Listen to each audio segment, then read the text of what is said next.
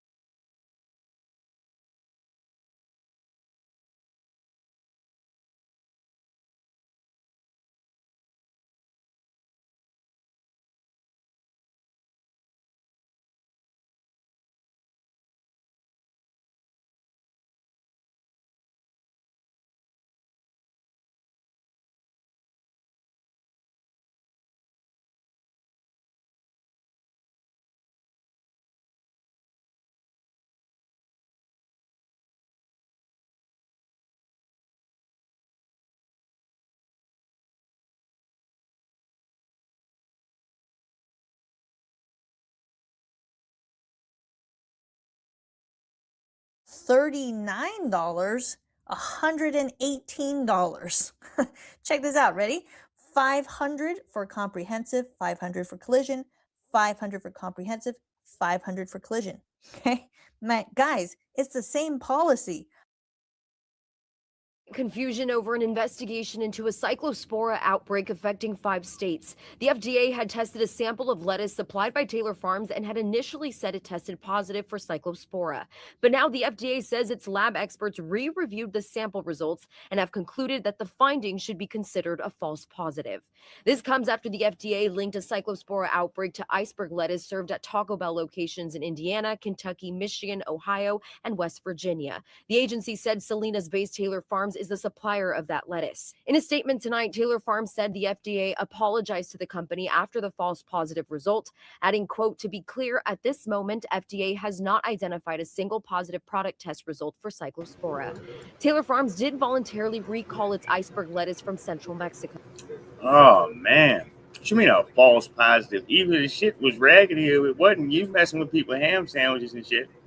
And they salads. If the lettuce ain't good, that damages everything. Mm-hmm. Yeah, some of your hamburgers and shit. Mm-hmm. They reiterate that all other Taylor Farms products are still available for purchase. Meantime, experts say the FDA may now look to test another sample of lettuce. It's likely that they will be trying to test a different sample. That is, of course, best practice. If you were to have a false positive, do another test, and then perhaps take another sample, maybe compare it to another sample that they have, maybe from a different lot. Meantime, other states are also seeing cyclospora cases. The CDC says it is still looking into another 5,100 cases to determine if the illness was something those people contracted here in the U.S. or abroad. The Taylor Farms lettuce really is just about 1,600 of those cases. There are still 5,000 cases or so that are unaccounted for. And so that's where I think we're looking at multiple outbreaks. Maybe with produce, maybe with water. UCSF infectious disease specialist Dr. Peter Chin-Hong said it's important to find the source to keep more people from getting sick. The longer the investigation goes on without an answer, it means that potentially other states could have implications.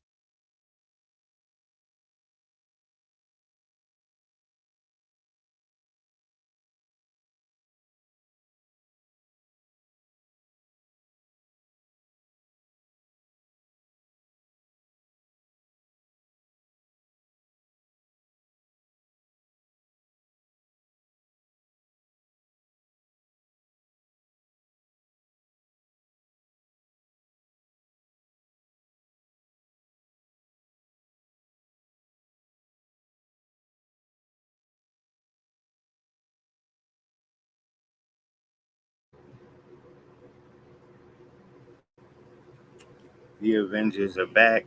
Steve Rogers is back. And of course, Robert Downey Jr. is back as Dr. Doom. This is the first actual official trailer that they got released. I know they had a whole bunch of other ones for the making of it, Thanos and putting all these other people, but this is the real trailer that they got here. Hold on one second.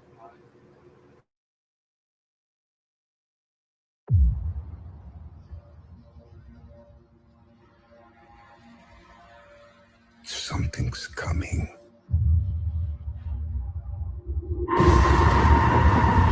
Something we may not be able to deter. Before this day is done, we shall be faced with an unthinkable decision.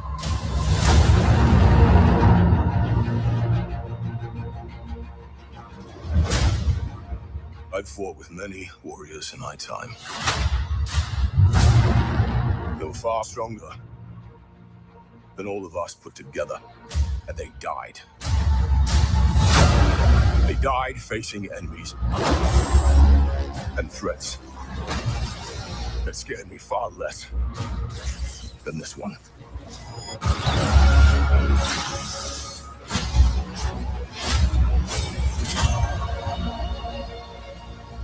Everything that they sacrificed will be for nothing if we do not stand together.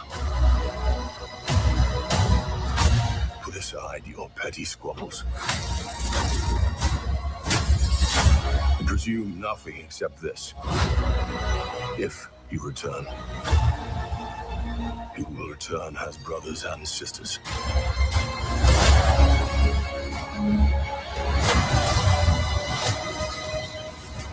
But mark my words.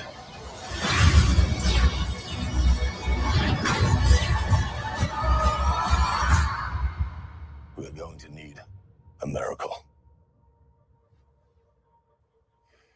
Hey, pal. It's not possible.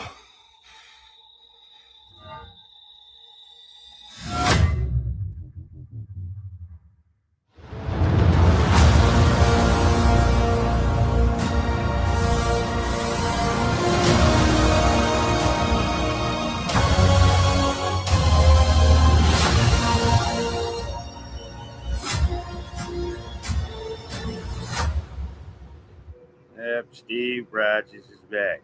They saved him for the end so he can take and grab Thor's old hammer, of course. All right. Because remember, he died in the last Avengers movie. Him and Tony Stark died. But with that time machine thing, I'm still not sure how that turns Tony Stark into damn Dr. Doom, man. But all right, maybe they'll explain all of that. Shit. From the other movie that he had there with Age of Ultron, with them damn robots and shit. No, that was just the evil side of him. Because they're gonna have a version of that was a damn, superhero or whatever you want to call it. All of this other shit put together. I mean, it would make sense here. Mm-hmm. Shit, if any of those guys could do something like that. All right, yes, indeed. I thought Tony Stark got his character, period. As I said, he died, dude. Mm-hmm. Is it a good idea to me? I don't know, man. Shit. Not sure. All right. I hope they put Jonathan Majors in this damn movie here. All right. Shit. That's what I hope. Mm-hmm. But the previews look good.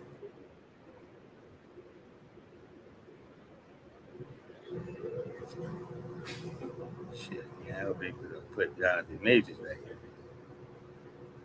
All right, hold on here. Long Island gun trafficking bus and something about a Jamaican gang. Hold on here. All right. Give me a second.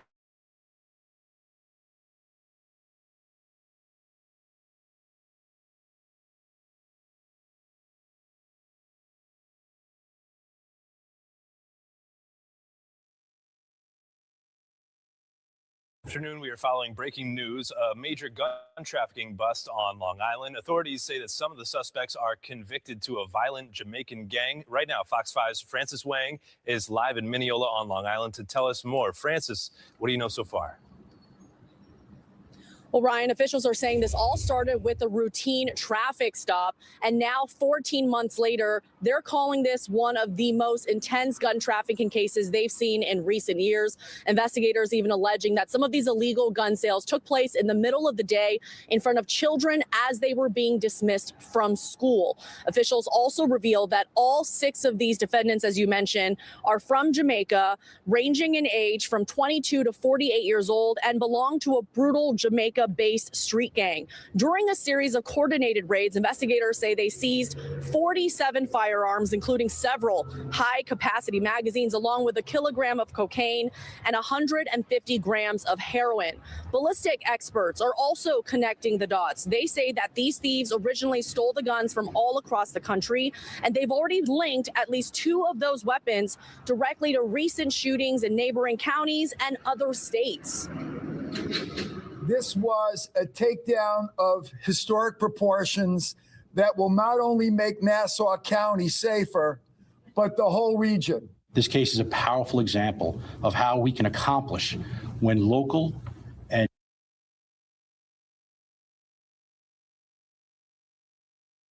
Yeah, it shuts your local gangsters down here. All right. Now, Trump has also sent Stephen Miller out here to shut bank access down. They're giving people loans here, dude. All right. One out of these folks are getting kilos and all of this stuff, nigga. They're going to the bank and getting loans, nigga. All right.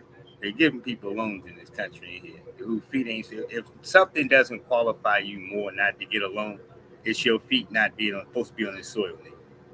That means you can get out of here any day. No, and leave the bill right there. All right. Hold on here. State and federal law enforcement work towards a common goal. Trafficking of more than 40 firearms is not a victimless crime. Every illegal firearms trafficked has the potential to be used in a violent crime. Prosecutors say all 6 defendants will be facing numerous gun and drug charges. They also say this investigation is far from over. The district attorney here today saying she expects additional arrests and more charges to come as the investigators continue following these leads. We're live in Mineola. I'm Frances Wang, Fox 5 News. Ryan? All right, Frances, thank you so much. Again, Frances reporting from Long Island.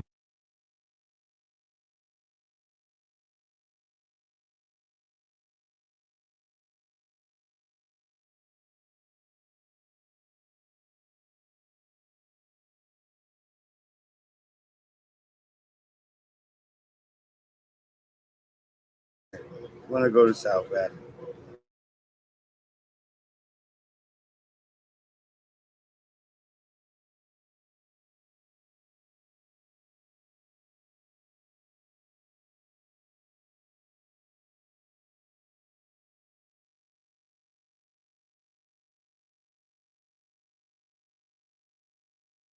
South African to a refugee. A crowd is coming, and they're hunting for foreigners. The warning is heeded. The shop is closed just in time.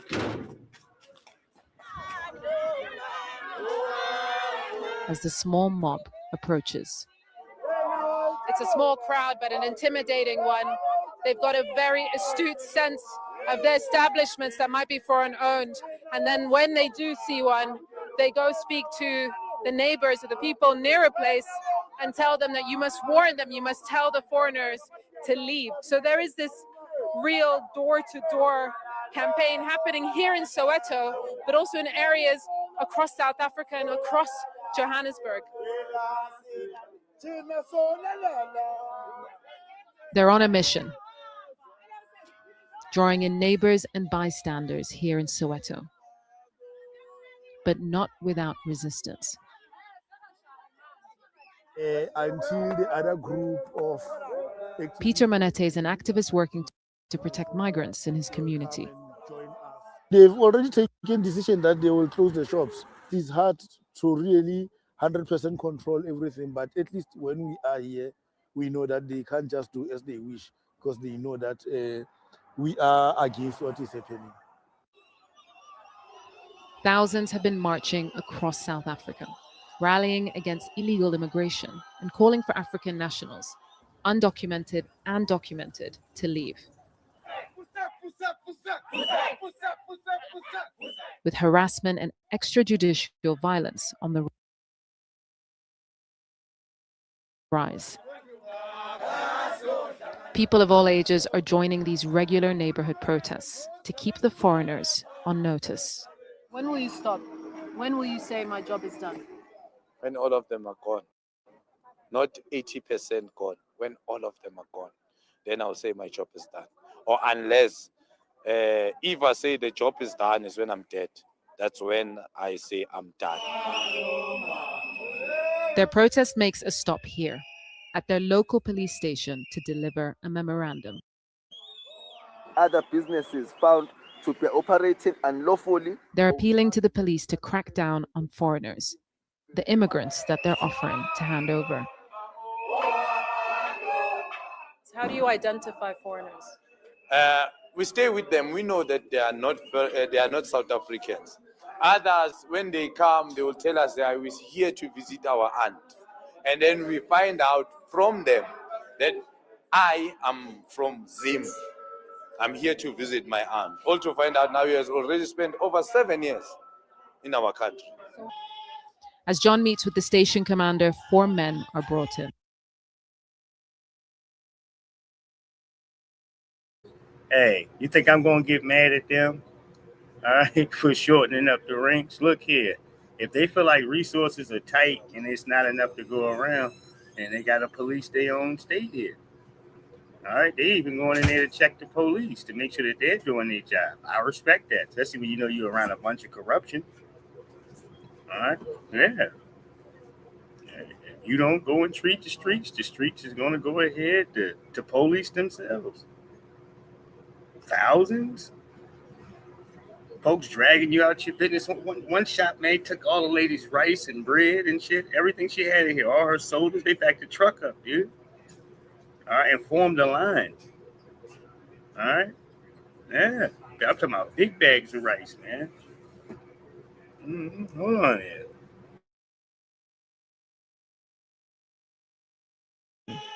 Three from Ethiopia and 1 man from Lesotho. Under citizen's arrest that's unlawful under the Immigration Act.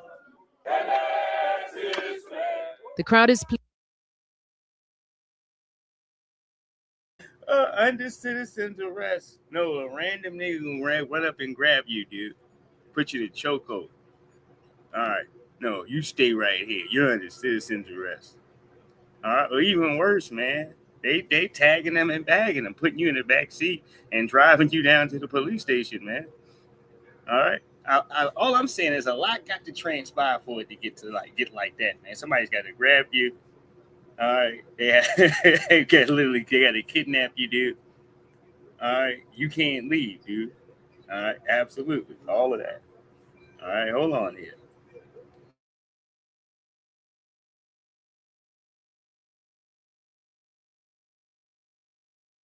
lawful under the Immigration Act.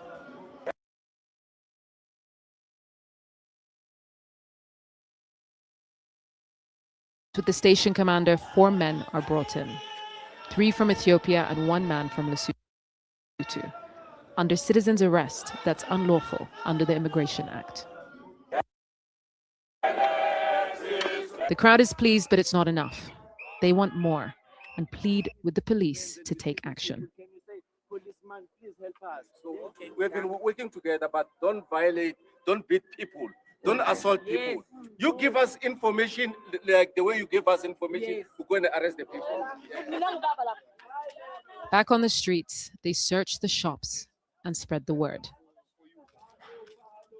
They march through their last street, and the shop warned to close is back in business. For now, I don't want to go back to Ethiopia because there's still war in Ethiopia. What made you come to South Africa? Why did you choose South Africa?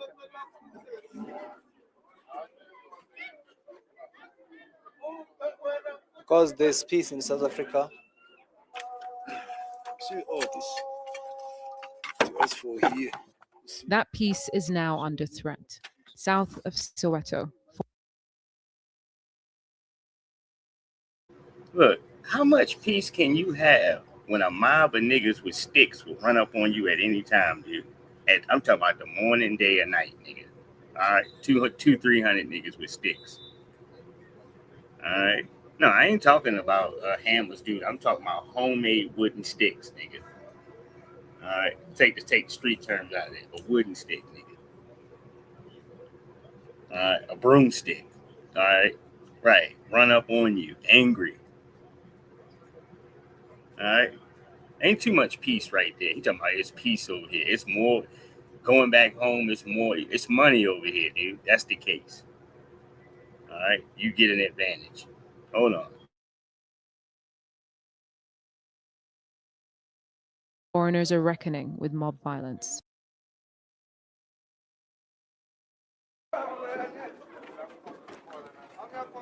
What made you come to South Africa? Why did you choose South Africa?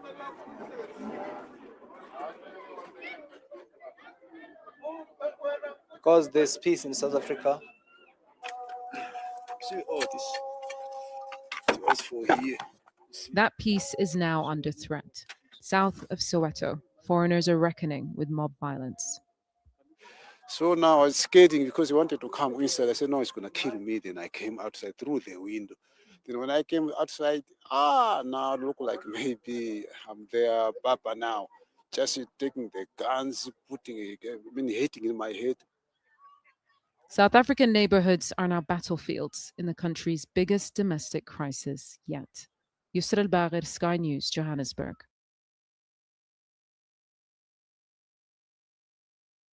Ain't that something? Come in here, grab up all the resources, strangle them, take 70-something% of the agriculture, all right? No, and then send these people on their neck, man. You know what? This was a disaster. I told you originally. When I seen a bunch of South Africans stand in the street with an Afrikaner, all right, yelling at some other black foreigner, all right? All right, that's when I went to turn around and leave. I'm like, all right, okay. Hold on, the Afrikaner right there got 70-something% of your agriculture. All right, right. They got their own community where they print their own money and shit. Where you can't come in there. All right. Hey, come on now. Let's do the math. All right. Shit. All right. Let's do the math real quick, man. That's counterproductive. Mm-hmm. Yeah, with the white woman sitting there leading the pack. I'm like, yeah, we want all these foreigners out of here. It's like, you think you should start with yourself? Get the Dutch up out of there. All right. Right.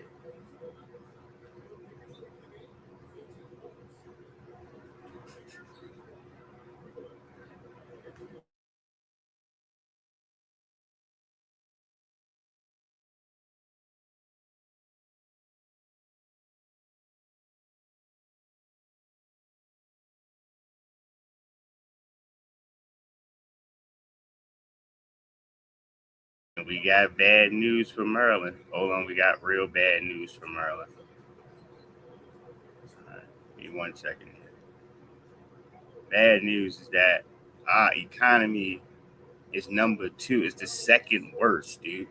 No, out of all the rest of the 50 states there. All right. This is what the paperwork is just coming out here to say. I'm looking. All right. I live in Maryland. All right. Look at this shit. All right, just gonna give you a snippet because I know these jokers here, man. They don't like people using their shit at all. Fair use.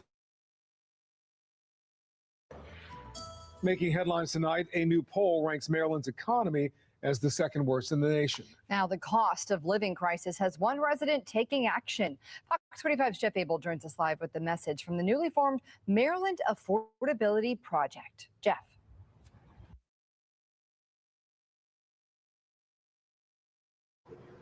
Yeah, I don't want to hear this shit, man. I don't want to hear nothing to bail out the governor, dude. Westmore. He can kiss my ass. He better be talking reparations, goddammit. Being here itself.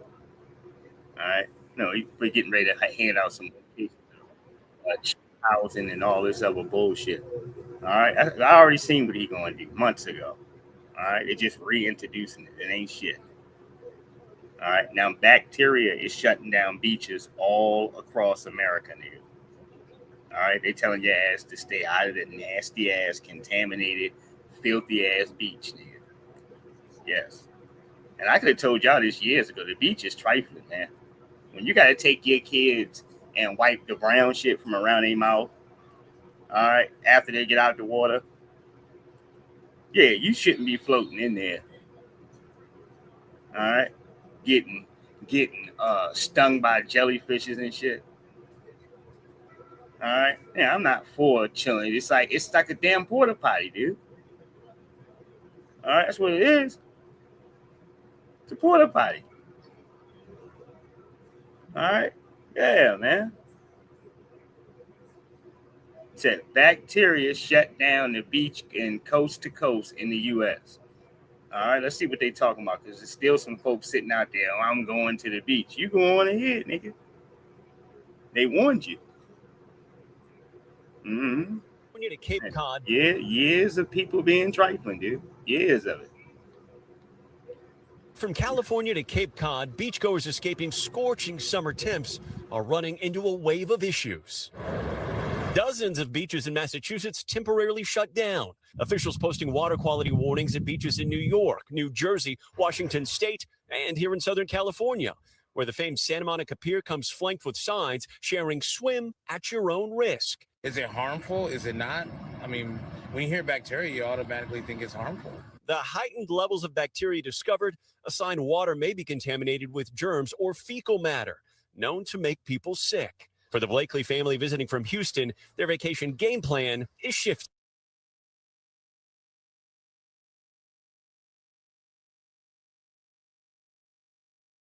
They talking about germs or waste, whatever waste. He said fecal matter. That's the term there. All right.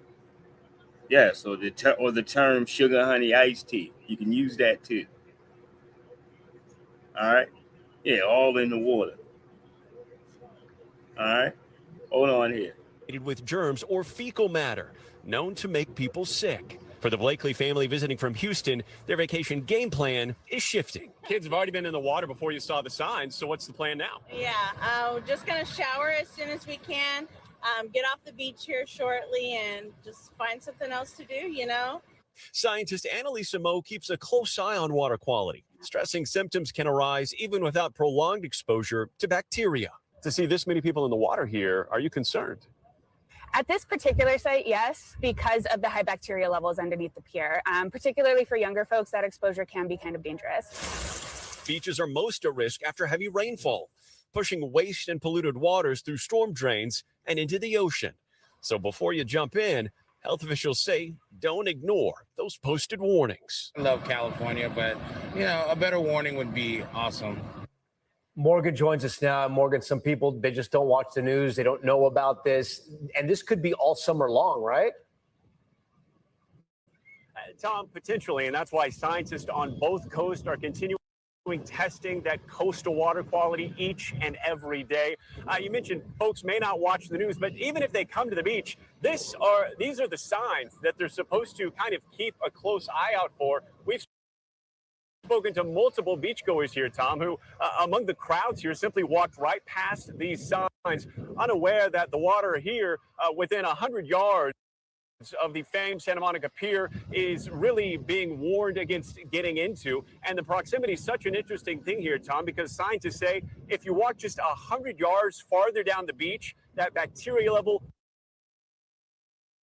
noticeably lower, safer to get into that water. Yeah, we see a little kid just behind you there playing in the water. All right, Morgan, we thank you for bringing us that story. We thank you for watching. And remember, stay updated on breaking news and top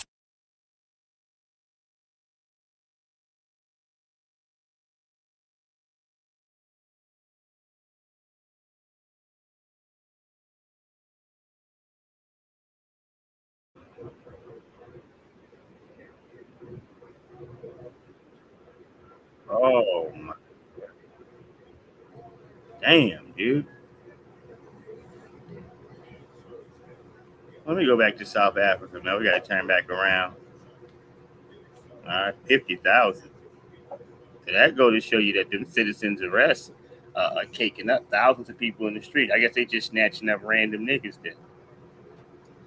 All right. No, when the people didn't turn on you, what you gonna do? All right. That's what happens when you don't share the wealth. All right.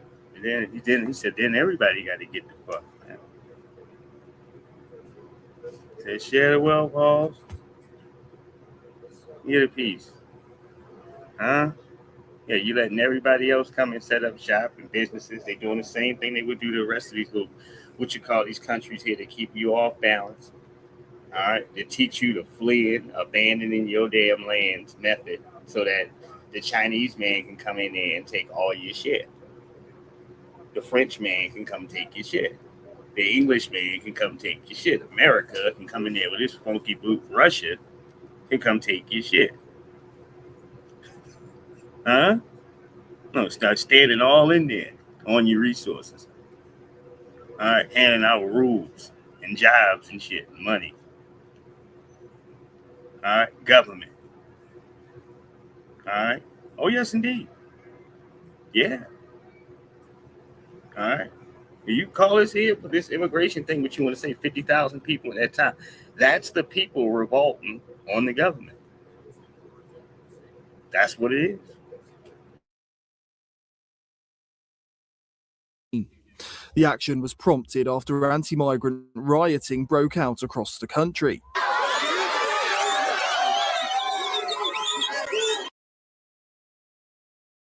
Look, that's a revolt. You see that? That's called revolt. All right? No, when you got 200 niggas behind you. All right?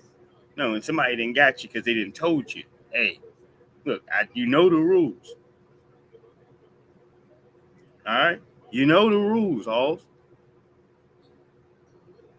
right? And they didn't caught you. Hold on.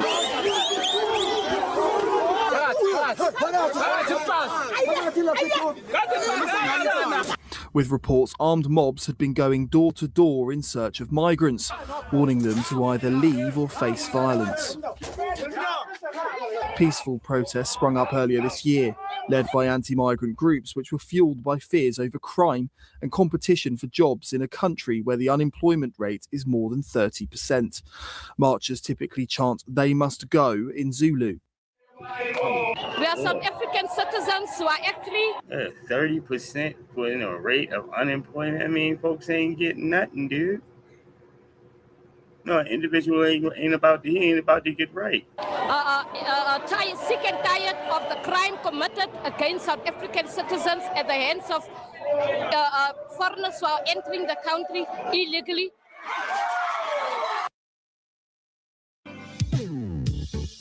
This is horrible. Missing teeth causes a range of different problems in a person's life.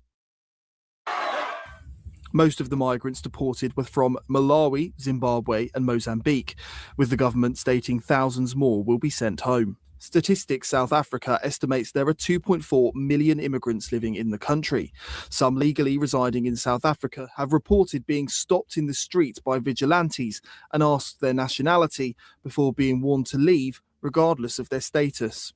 Some of the group actually went in all over the place, searching all the place and banging the doors as well, shouting "Mabahambe, Mabahambe."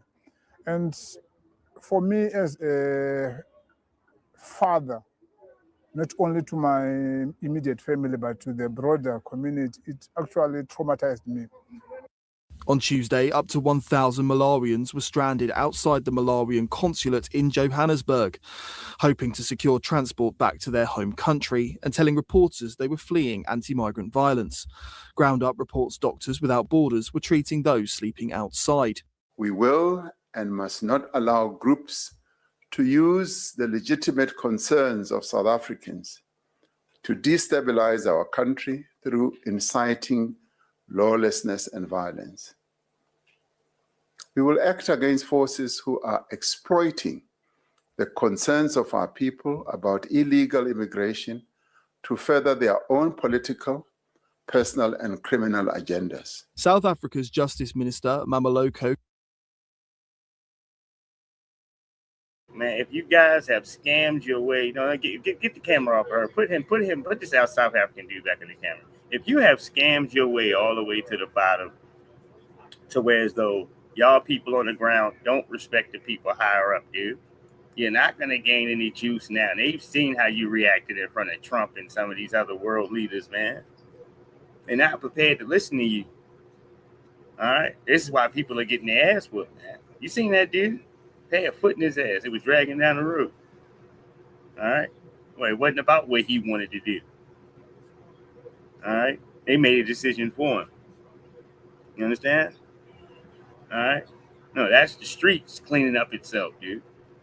All right? You don't have established rule of law, or people are getting bribed and being so corrupt here, Halls, that folks got to take matters in their own hands. Well, then that's how it's going to get cleaned up. All right? Nigga might not be trained in the tactics of negotiation to talk somebody down, to speak to them, all right, in a proper manner here, Halls, in order for them to understand. All right? Shit, most of y'all stuff speaking to each other is physical. A foot up somebody's ass, dude. Somebody getting beat with a stick. All right, right. Shit, that's how y'all spread a serious message, dude. Personal and criminal agendas. South Africa's Justice Minister Mameloko Kubayi warned against mob vigilantism on Sunday, saying, "This is illegal, and members of the community who are part of these activities are warned to refrain from such conduct." Government reiterates that the management of immigration, border management, deportation, and facilitated repatriation is the exclusive responsibility of the state, and no individual or group has the authority to take the law into their own hands, or to intimidate, threaten, or unlawfully remove any person from any community. Kubayi said law enforcement had made 350 arrests linked to the unrest. The chaos has led to tensions between South Africa and its neighbours, particularly Kenya, who say they are not doing enough to protect their nationals. Last month, South Africa's invite to the G7 in France was withdrawn in favour of Kenya. There had been reports Donald Trump had threatened to boycott the meeting unless South Africa was excluded. Trump has clashed with President Ramaphosa over trade, diplomacy, and accusations he has failed to protect South Africa's white minority after a spate of farmer killings. The US now gives priority to asylum applications from white Afrikaners. Nick Dunning, GB News. I would say if there was Afrikaner farmer genocide, I can bet you these three gentlemen would not be here, including my Minister of Agriculture. He would not be with me. So it'll take him, President Trump, listening to their stories, to their perspective. That is the answer to your question. But Mr. President, I must say that we have, wait. We have thousands of stories talking about it. Sure. And we have documentaries, we have news stories.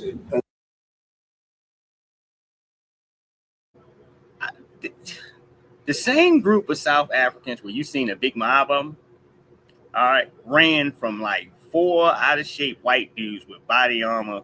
All right, they all had like an AK apiece. That's it. All right, to protect the little white community they had down there. All right, hey, I'm talking about a whole crowd of niggas falling out of flip flops and shit, running. All right, nobody turned around to fight. This is a week ago. All right, so I don't believe any of this bullshit that Donald Trump is talking about. All right, none of it. All right, I'm talking about the biggest crowd you ever seen. All right, you thought you got the 4 white men from Nash, nigga, from what's the Expendables, nigga. All right, that's what you thought they had out there. All right, made a whole crowd get flat, nigga.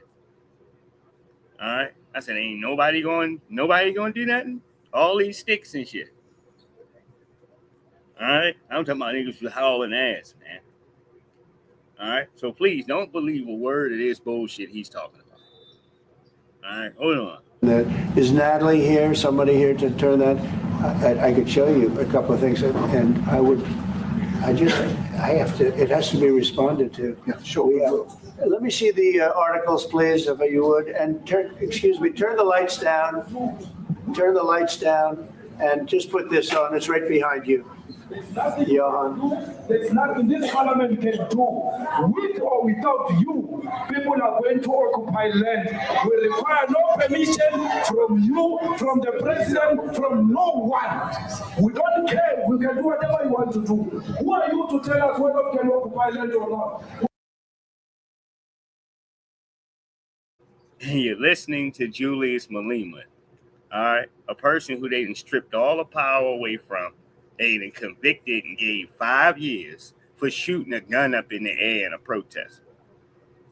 Now, by being able to convict him, the Afrikaners there, by law, he can't participate in politics anymore. He's disqualified. All right, just by them being able to put that on him.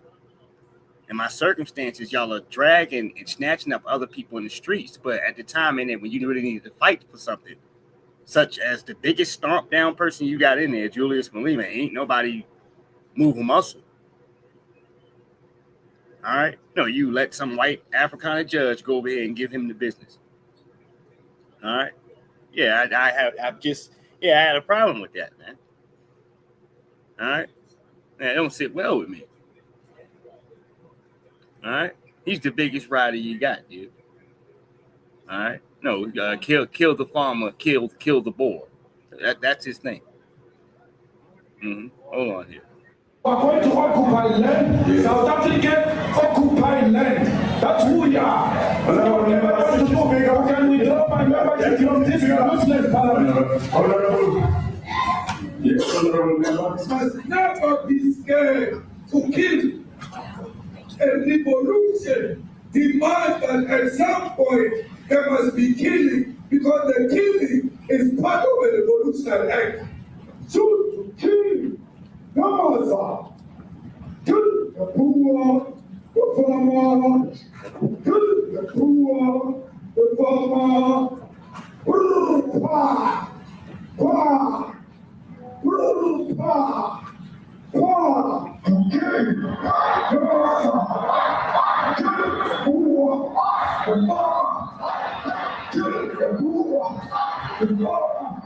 The man of DJ is PE is a white man. So these people really want to hit them. Go after a white man. They feel a terrible pain. So, and this is disgusting. Let me go ahead and put this in here too. And this is also the reason why he wants to give top of the line benefits to South Afrikaners. And let's keep this in mind. They're still complaining about how much benefits they get. All right. They're talking about that ain't enough food stamps and that ain't enough free money and living. All right. No, it's what they're doing in the U.S. since they got here. Bad enough you're getting free shit off a lot. They're not threatened by Julius Malema. Not at all. All right.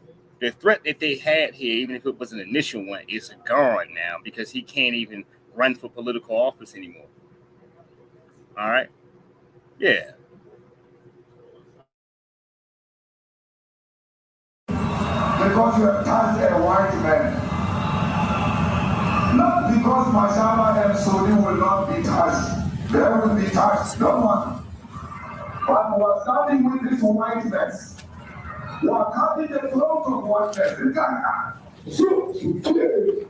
No one saw. Kill the brewer, the farmer. Kill the brewer, the farmer. Pa, pa, pa. Shoot to kill. Come on, sir. Kill the brewer, the farmer. Kill the brewer, the farmer.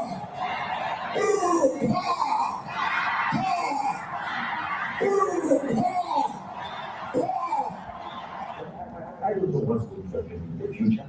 I'm saying to you, what's not called for the killing of white people. Most of them not. He can get you hyped to dance and all that, but a lot of niggas ain't going to ride, man.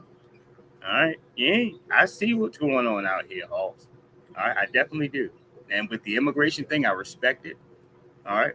But if it's not coming in a direction where you're actually going to fix the problem here about who's in charge and who holds your resources, what's the difference? All right. 50,000 can go out the door and then 50,000 can come right back in. It ain't no thing, man. If you can't stop a nigga from coming in here, what's the point of you trying to throw a whole bunch of niggas out of here? No, if they can turn around with some Michael Jackson shoes and walk their asses right back in here. All right? Yeah, that seems kind of counterproductive to me. All right? Yeah. You must first stop the Joker. All right, hold on here. Yeah, all this goddamn, I'm gonna snatch up a random nigga picking his nose. All right, who look like me, Halls, who's on hard times. That ain't gonna fix the situation. All right. Yeah, all right, a massive landslide. All right, buries Chinese homes and residents run for their lives. Hold on one second. Somebody caught this on camera here. This is from the New York Post.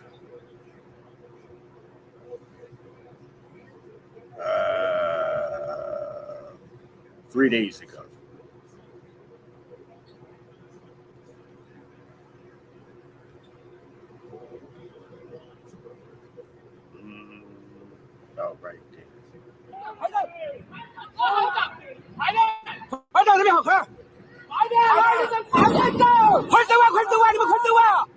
衡水乌江三桥附近发生山体垮塌，有民房受损，人员被埋。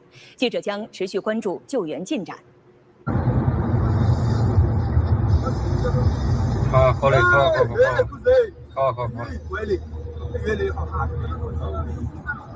好几个孩子呢，房子破了过才。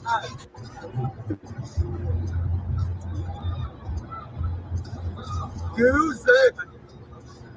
好看。你也在前面呢。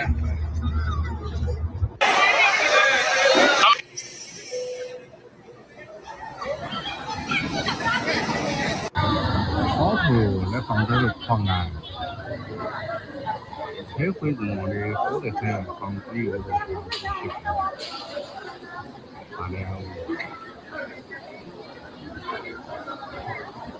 爬山了，爬去山上了。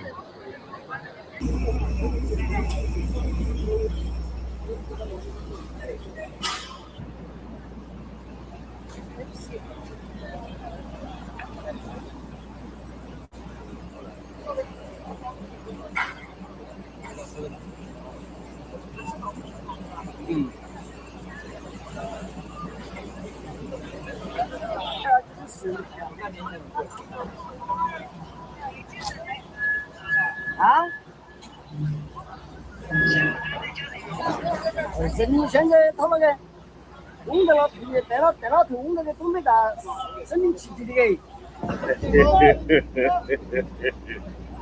No, I ain't got photos. Shit. All right. No, I ain't got too much to say. I ain't got nothing to say, man. Shit. Hopefully everybody's all right. God damn it.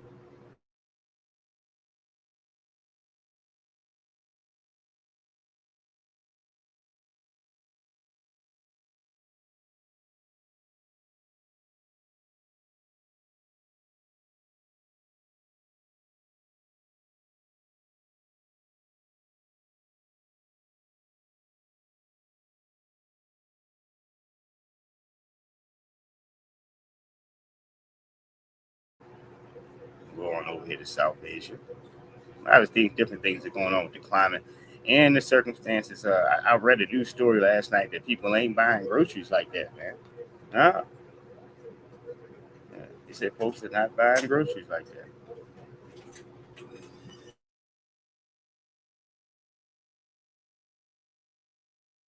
From melting glaciers in the Himalayas to rising floodwaters across South Asia, the impacts of a changing climate are playing out in different ways.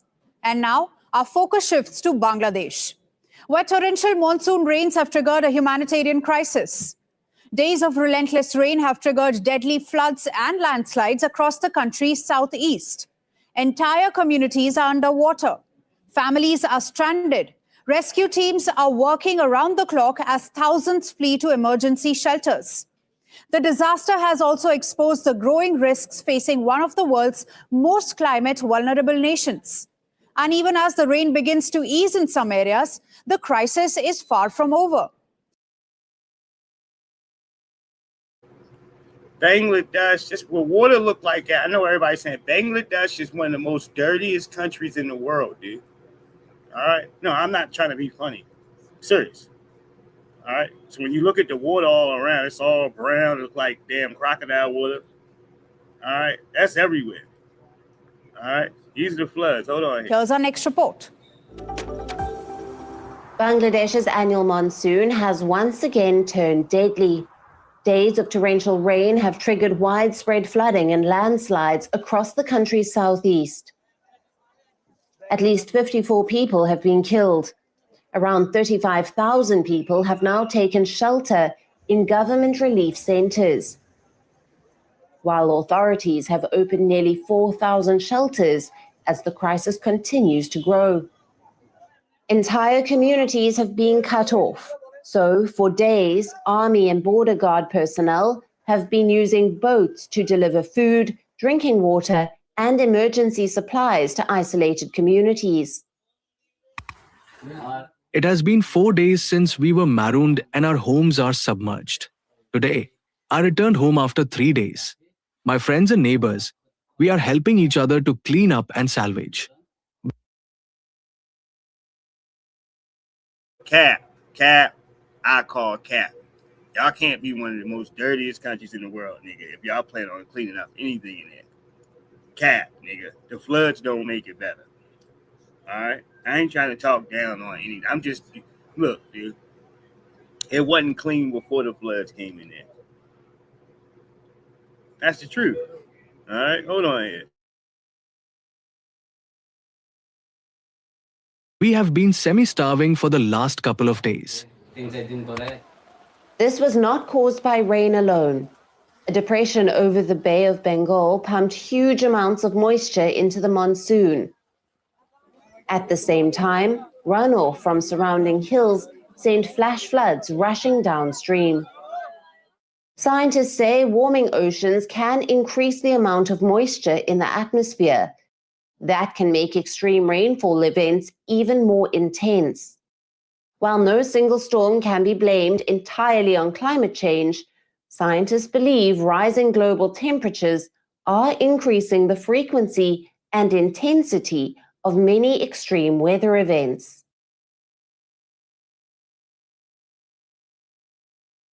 Look, like I said, the fact that the funk and all of this dust and moisture, you leave shit around, it grow fungus, it get funky. All right. Yeah, and all this extra moisture in the air, this is causing a lot of these little rainstorms and shit that they get. All right. So in other words, the ancestors is trying to clean this filth up and everything else. All right. You left with mud. Ain't nobody working on the other side to keep the land clean. All right. Yeah, it's trying to be between all the funk, nigga. All right. No extra gas somewhere stinking. All right. For the rodents to eat. All right, it's for the goat. Look, you look over the goats is eating garbage and shit.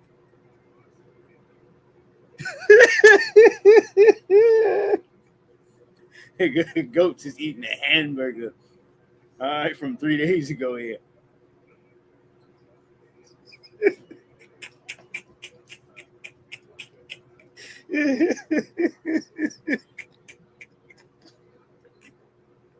Oh, pardon me. No, what would you think to make the air that funky?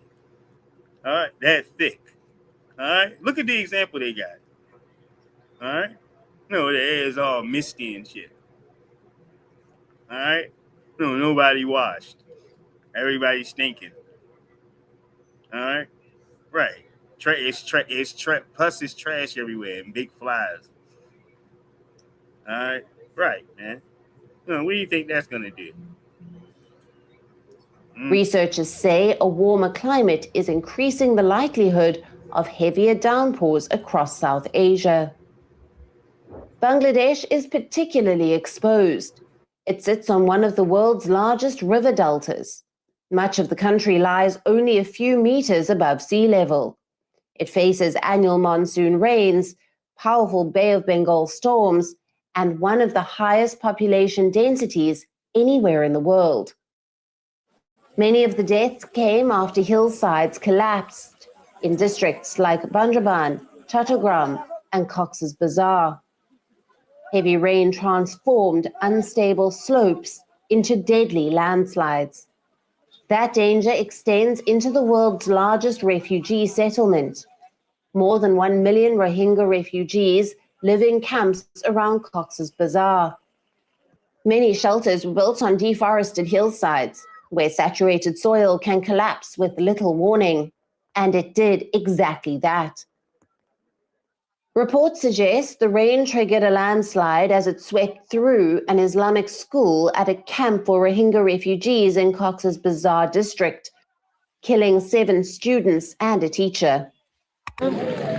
After the prayer, we sat down to review the students' lessons. The girls were about to come and recite their lessons when all of a sudden, the eastern side of the building collapsed. Those of us who were on the western side managed to get out, but everyone on the eastern side was buried under the debris. Some suffered broken arms, and some of the girls lost their lives. The crisis does not end when the rain stops. Flooded farmland, damaged roads, lost livestock, and interrupted food supplies can leave communities struggling for weeks. Safe drinking water is also becoming scarce in many flood-hit communities, raising concerns over disease as the waters begin to recede. Residents say food has already become scarce, with little to no help from the government. Our main problem at present is food. As the houses were submerged in the floodwater, about 2,000 families had no means of cooking.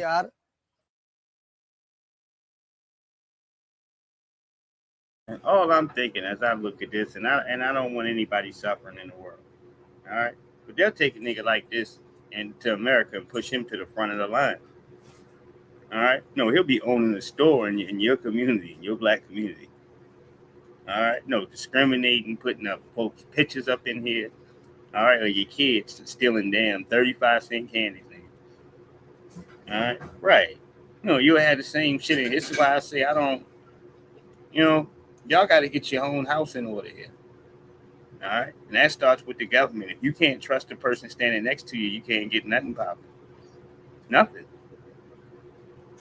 All right. If you're going to move 2 inches and somebody going to pull a blade out, how are you going to start moving? Right. When I say with the mentals of that, and you bringing that there to the cases of y'all trying to bubble in the U.S. here, it's not anything good. All right. Because when you look back, and I say this case is here, that the odd numbers is when you start counting these things up, is the case that at the end of things, there's still not anybody back there to clean up the situation that had you fleeing in the first place, or in this rough predicament in the first place. Right. That's why I say this is the biggest refugee camp over here. What's something in the world? 1 million people. I didn't know that. All right. No, I just got educated here. All right. Yeah, let me be honest with that. All right. Hold on. So far, no government assistance has come to our area. However, those who are wealthy are helping the flood victims by providing dry food. For many families, the hardship is becoming a recurring cycle. Communities say they face severe flooding almost every monsoon. Yet, long-promised flood mitigation projects remain unfinished. Many residents also blame long-standing infrastructure problems, poor drainage, blocked waterways, and flood control projects that never materialized. Baby, you're going to have blocked drainage if y'all got trash rivers. All right? Long trash rivers where people just taking their garbage bag and throw them in the river with everybody else's trash. All right? Ain't no type of dumpster system set up. Y'all got trash bridges. You understand? Where you going up underneath the bridge, where you walking over the bridge, it's trash on both sides, everywhere, nothing but trash. Yeah, that's going to clog up the system of the water and shit needing to flow through everywhere. All right? No, this is simple math, man. All right. Some people want to live in degradation. They do. All right. They can be looking dead at whatever the hell the problem is and keep walking past. Oh, screw it. Somebody else going to get it. All right. Next thing you look up, it's a flood, nigga, and people are tripping over top of each other. And you don't even know how to unclog what's clogged over here because it's trash everywhere, nigga. All right. You wouldn't know what funky bag to turn over. All right. It's just, it all sounds disgusting because it is. All right. Yeah, I understand. They need a team of people. I watched them do it. Some of y'all see it online. They need a team or crew of people to come in there and help clear that damn lake out or whatever that is. And it takes a minute there. All right. No, goddamn it, a crew of 10, 12 folks in here, 13 people. All right. Pulling trash out that river for a long time, nigga. All right. Yeah. Just enough for you to see brown water around. All right. Yes. I've sat back to watch these things, and I've had the understanding that sometimes they have them like as rails on Instagram. You can look them up. All right. Yeah. And what you'll see is they have some music playing where they'll be moving real quick, and they're clearing that whole bank of trash out all the way down. And when they get finished, it's a whole river right there. All right. Those are circumstances of what you're looking at in countries like this.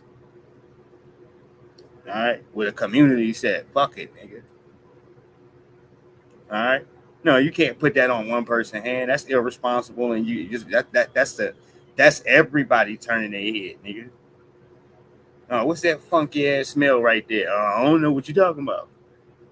All right, trash. Everybody's trash caked up in here. All right, no regard for the environment or the agriculture or the water that you drink. Yeah, or the water that you drink.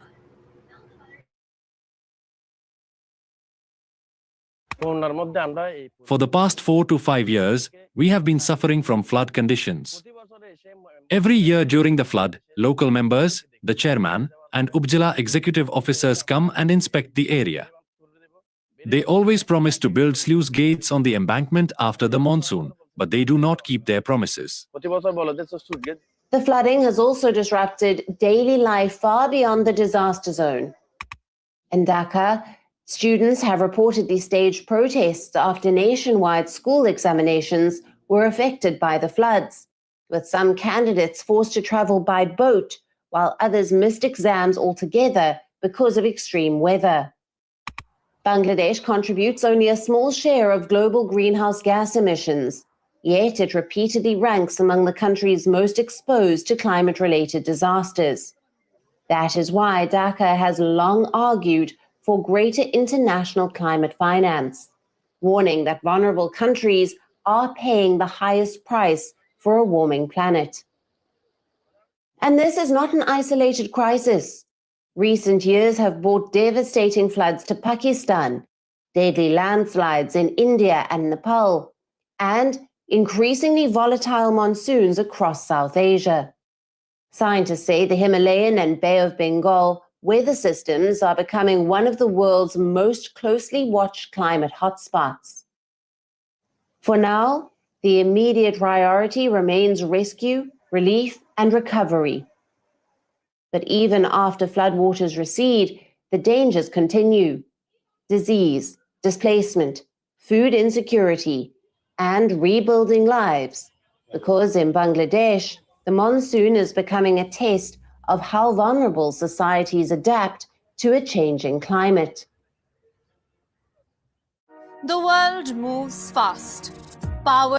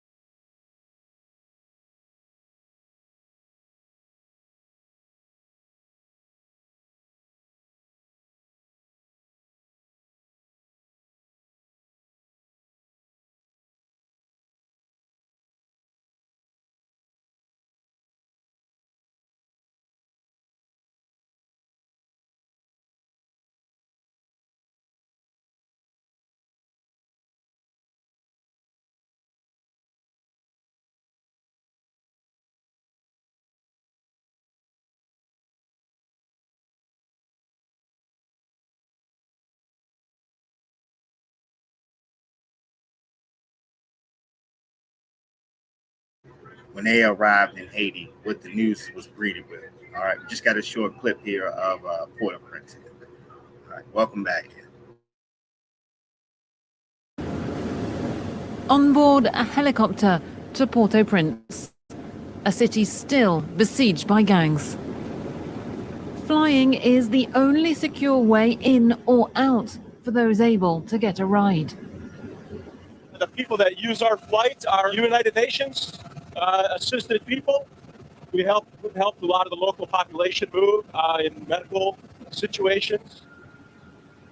Haiti is trapped in a spiral of crisis with a record 1.5 million people displaced by gang violence. Humanitarian flights to the capital, funded by the European Union, are a veritable lifeline. We didn't have these flights, the majority of the humanitarian project will need to shut down, at least till the security situation would improve. All the humanitarian organizations need us to bring their staff in and out of the capital, where the main humanitarian needs in Haiti are. Up to 4 helicopter rotations a day link the capital with Cap Haitien in the north. Traveling by road is perilous, All the major highways linking Port-au-Prince with the rest of Haiti remain occupied by an alliance of gangs. Arnaud Royer of the UN Human Rights Service in Haiti is calling for them to be opened as a matter of urgency.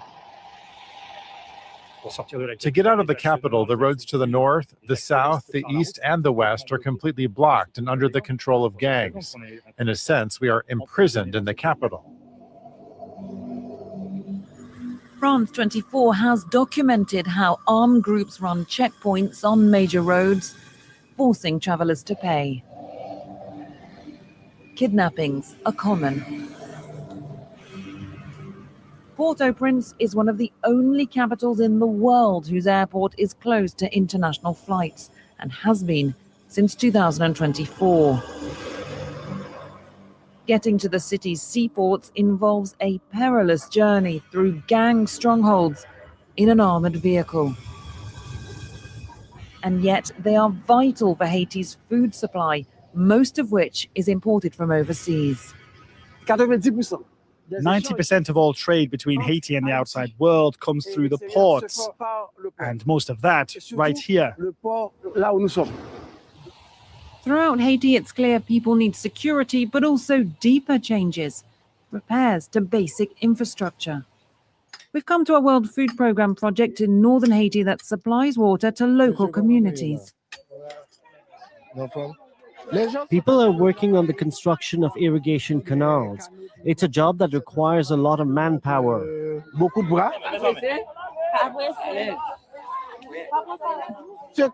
What people are doing here is a sort of renewal. We need to return to the land to produce more.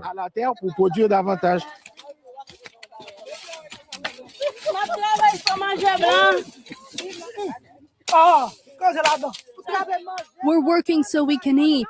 Bananas, yams. We need to eat. We're very hungry. We need access to water. We have the best soil in the Americas. We can produce so much food. Our homegrown production was destroyed so that foreigners can sell this rubbish to us. Despite its natural... This make you smile, man. No, this makes you smile and make you happy because the community itself is getting on code. That's what I said. You represent something in there. You say you're black first. You stand on what you stand on. You're in your homeland. And you're saying we're going to get together as the people here to build a canal in here and to make sure that we got some damn water so that we can have bananas, fruit, and we can eat good. And yeah, their soil is great. They're absolutely right. They have some excellent soil, some of the best lands, period, here, all right, out of anywhere. All right. They just got to get their shit in order here real quick. And they're lined up as a community, as a people, getting this shit done. Got their tools and shit. All right. Ain't nobody sitting around procrastinating. All right. So even for the work that people can't get or the money that they can't get access to here, yeah, they're going to produce something that's going to treat everybody. All right. Yes, indeed. Yeah, that's on code right there. Riches, the World Food Programme says that in Haiti, 5.8 million people, that's around half the population, don't have enough to eat. Damn. There's no doubt that Haiti is a fertile land. The impact of globalization on small-scale production in Haiti has really been felt since the end of the 20th century. But on top of that comes the insecurity that's completely destabilized farming areas, displacing farmers and their families who were already living in poverty. As the water flows again at the irrigation project, these communities are back on their land, but with little faith in authorities. The government has done nothing, absolutely nothing. All this land was abandoned. People tried to plant, but because of the droughts, nothing came of it, and we were discouraged, and young people were left to themselves. The roots of Haiti's troubles run deep and are intertwined. Political corruption, gang violence, climate shocks. They've grown into a complex crisis and make providing aid all the more challenging. The American Farm Bureau Federation is opposing the Union Pacific and Norfolk Southern merger because the rail giants won't say how they'll enhance competition and lower costs. Trains are the lifeblood of rural economy. When you merge the two large ones, you get rid of the competition, somebody's going to pay the price. And I don't want to see it be small rural farmers. The union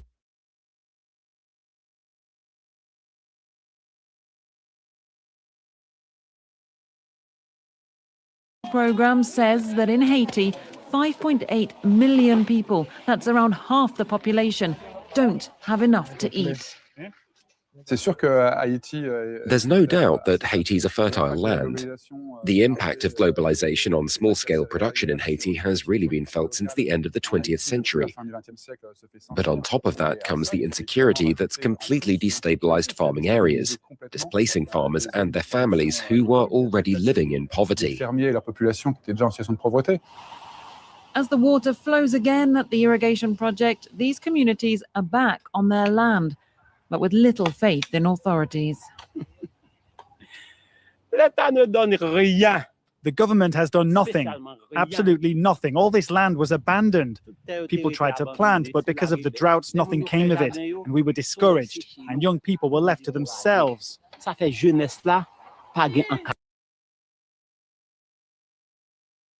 Yeah, because you got all these goddamn jokers fleeing and running over here to anywhere else that they can slither into instead of getting busy. Right. Yeah, the young people would be discouraged, and I understand them. All right? They're watching the older nigga tuck up his butt cheeks and run out of there. All right? Leaving all of this duty and all of this extra work that needs to be done here so that the people can get taken care of so you ain't asking people for shit because you got your own. All right? Discard it, dude. All right, just as he's saying, it's just him, maybe probably 4 or 5 other niggas out there. All right, right, that's it. All right, the whole time, like I told you, if you got elders, those elders have to be teaching the youngins how the game go before they get off this planet. They need to give them thorough instructions and rundowns, nigga. All right, yes, and responsibilities and trust, nigga. All right, that the process and the system is going to save its goddamn selves, dude. All right. You develop a line of culture and a thing of scamming and doing all this old funky ass shit. Well, then the responsible duties and those jobs get left to shit. All right? Somebody has to be the goddamn adult in the room, nigga. All right? Right. Somebody has to. All right? And it doesn't matter if the majority of the people bullshit, do X, Y, Z. At least one person needs to have his factions in order. All right, to make sure that shit is checked correct and everybody lined up where they're supposed to be at here to keep this system going. All right, to keep the next man up, nigga. All right, the most competent person there in that place there to do the damn job, dude. All right, shit, everybody ain't gonna be fit for every damn thing. We understand that. All right, that doesn't mean they don't have a placement here or. Because you sitting in one space and you old and dried up, you don't got a duty here, Halls. All right? Yeah, you got to teach the next person. All right? Man, that's why the field is naked. You tell how naked that field is, dude. That's ridiculous. That comes from it being abandoned, dude. All right? You looking at ashy niggas in the window talking about, I can't go back to Haiti. I can't. Well, this is what's over in your homeland, nigga. All right? Work. All right? Talking about ain't shit to do, ain't no jobs. There's plenty of jobs. I'm looking at them. All right, what are you talking about? Huh? All that work over there? All right? All right, this is about dodging responsibilities, dude.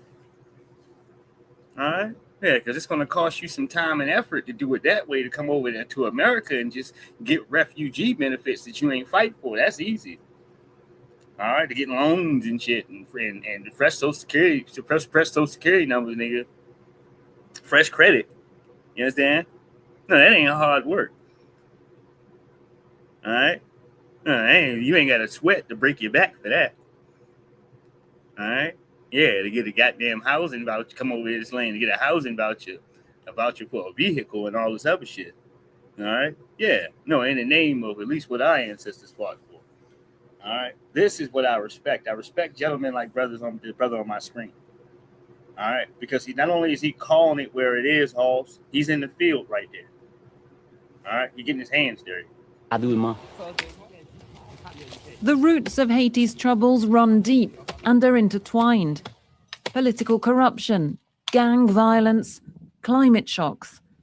They've grown into a complex crisis and make providing aid all the more challenging.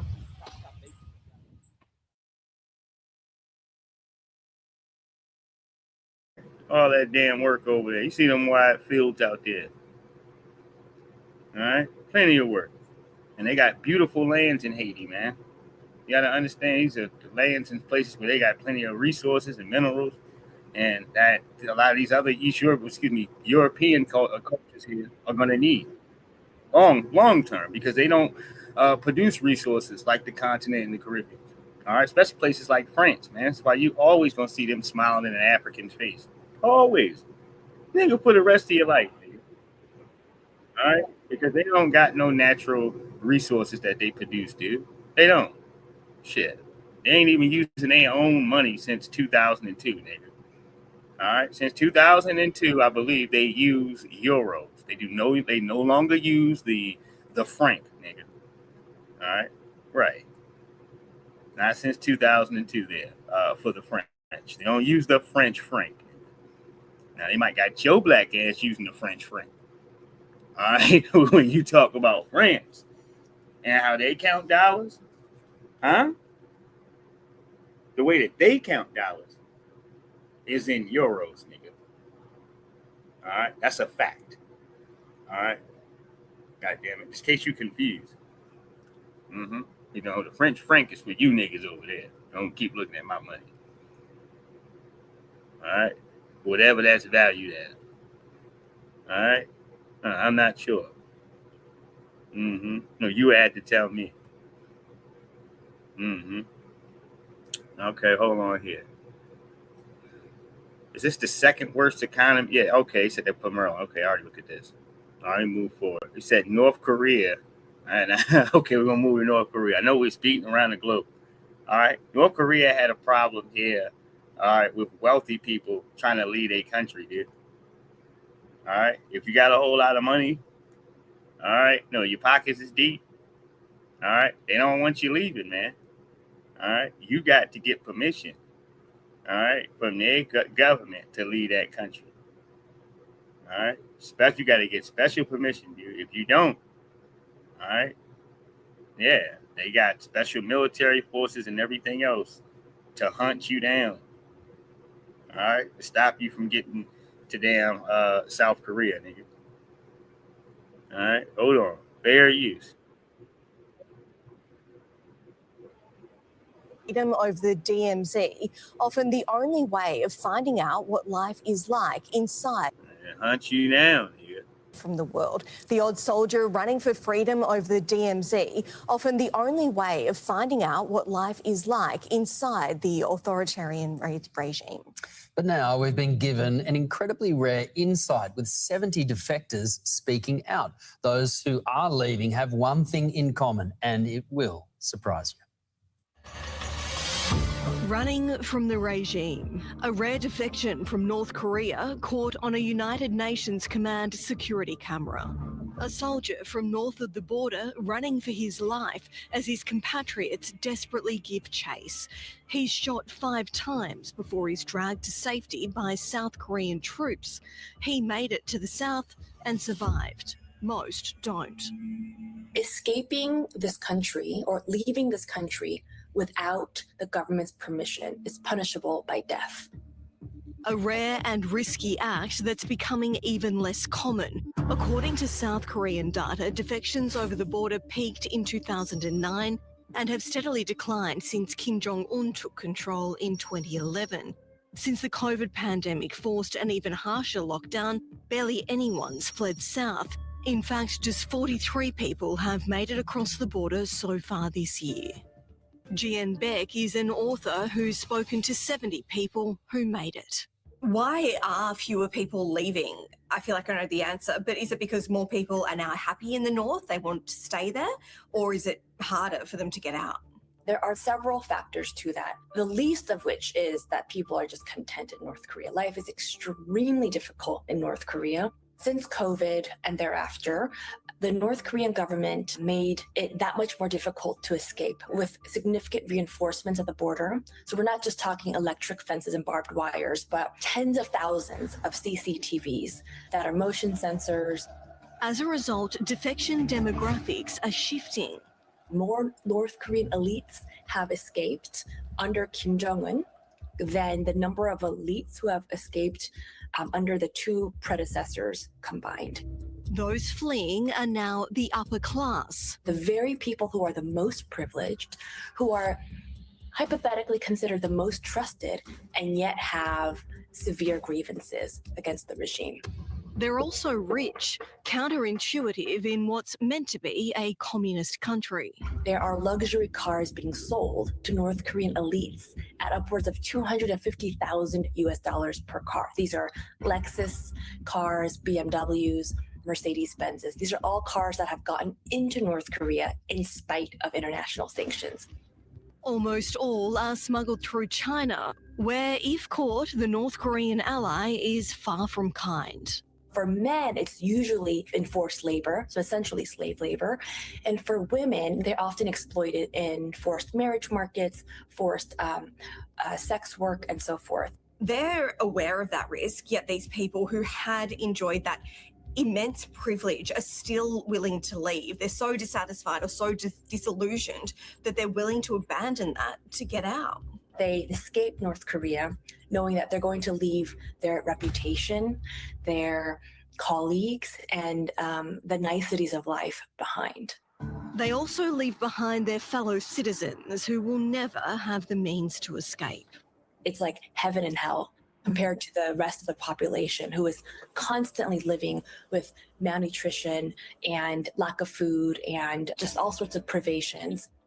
Despite apparent diplomatic breakthroughs, Kim crossing into South Korea and meeting privately with Trump for nearly an hour. Dr. Beck says life behind the last Iron Curtain has not improved and won't, while the almost godlike Kim family remains in power.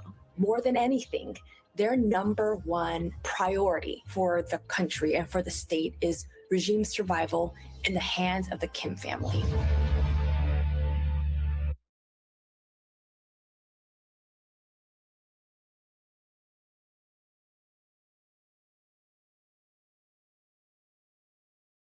My thing is, in every country, everybody got a piece of the society that they're treating like shit. Not giving justice to, got boot to their ass, you allow this and that, atrocities and violations to happen to them. All right? No, they operate with this same system, rather you are sitting here looking at America, you're staring at Israel's politics, you're staring at France, anyone, they all follow that same, I would say, monarchy, diamond society system. All of them do. All right?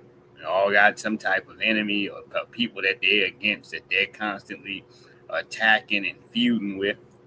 All right? Even down to the Russians and the Ukrainians, and all right, China and Taiwan, I believe. Yeah. All right? All right. They sitting here beefing back and forth. All right, all of them got something in here, but they sitting back in here got some shit going. North Korea, South Korea, nigga. All right, yeah, all of them got some beef with the nigga down next door or up the block somewhere, right behind them. All right, a shoulder across from them. All right, because the plot and the twist is even down to France showing you some shit here years ago. Behind certain countries that didn't want to get colonized.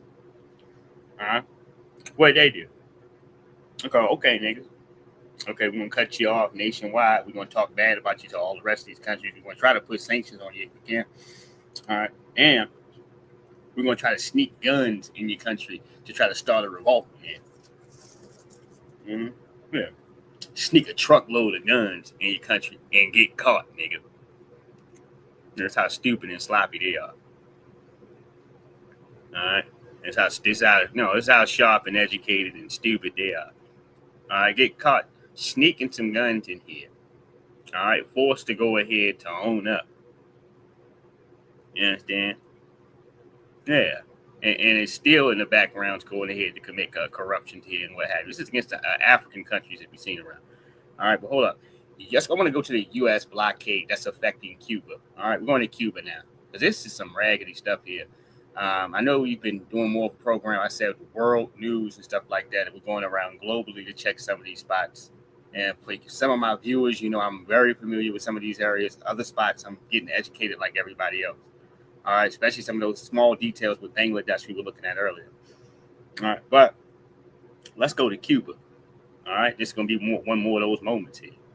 All right, and they're talking about the effects of the blockade and the fact that they don't have that cooking oil, all right, or crude oil, more in particular. All right, they don't have any access to crude oil due to the blockade. Hold on here, from the U.S. It's been a long time since Daimi Garcia cooked with gas. Instead, she and her husband gather wood so she can cook. With firewood, there's all the smoke. The people next door cook like this too. Their children have asthma. I hear them coughing at night. Ever since the Trump administration imposed an oil blockade on Cuba in January, most Cubans have had to make do without cooking gas. Until this year, most Cuban households received gas canisters like this from the state every few months. Now, they don't receive any. The US has prevented shipments of cooking gas from reaching the island. More importantly, it's stopping deliveries of crude oil. In the last 6 months, just one Russian oil tanker has docked at a Cuban port. Cuba refines around 40,000 barrels of its own crude oil every day, enough to keep the lights on for a few hours at least, and to provide piped gas to some 200,000 households in Havana, the only city in the country that receives gas directly. Business owner Ale Lugones is one of the lucky few. The power's just gone out again. This light has 6 bulbs, and now only 2 are still on. To refrigerate food in his store, he recently bought an electricity generator that runs on gas. But he says it's a short-term fix. In any case, he plans to leave the country. I don't think the gas supply can last more than another year if things carry on like this. Everyone is installing gas now, and sooner or later, the pressure is going to drop. Daimi has fewer options. She endures long days without electricity, and today is the first time in a week she has running water. But she takes it in her stride. Of course I'm smiling. What else am I supposed to do? Break down and cry? Give up? No, you have to keep going. As long as you're alive, you have to keep living. But with the Trump administration succeeding in degrading the infrastructure people's lives depend on, smiles are becoming strained. Ed Augustin, Havana, Al Jazeera.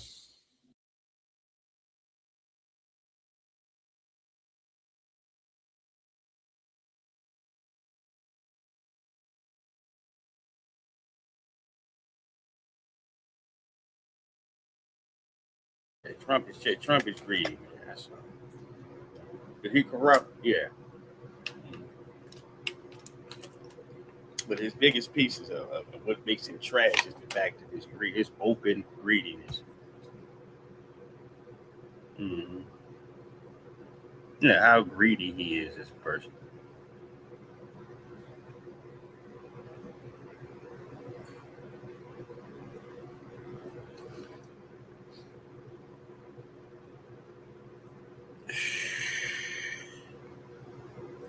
Give me a second.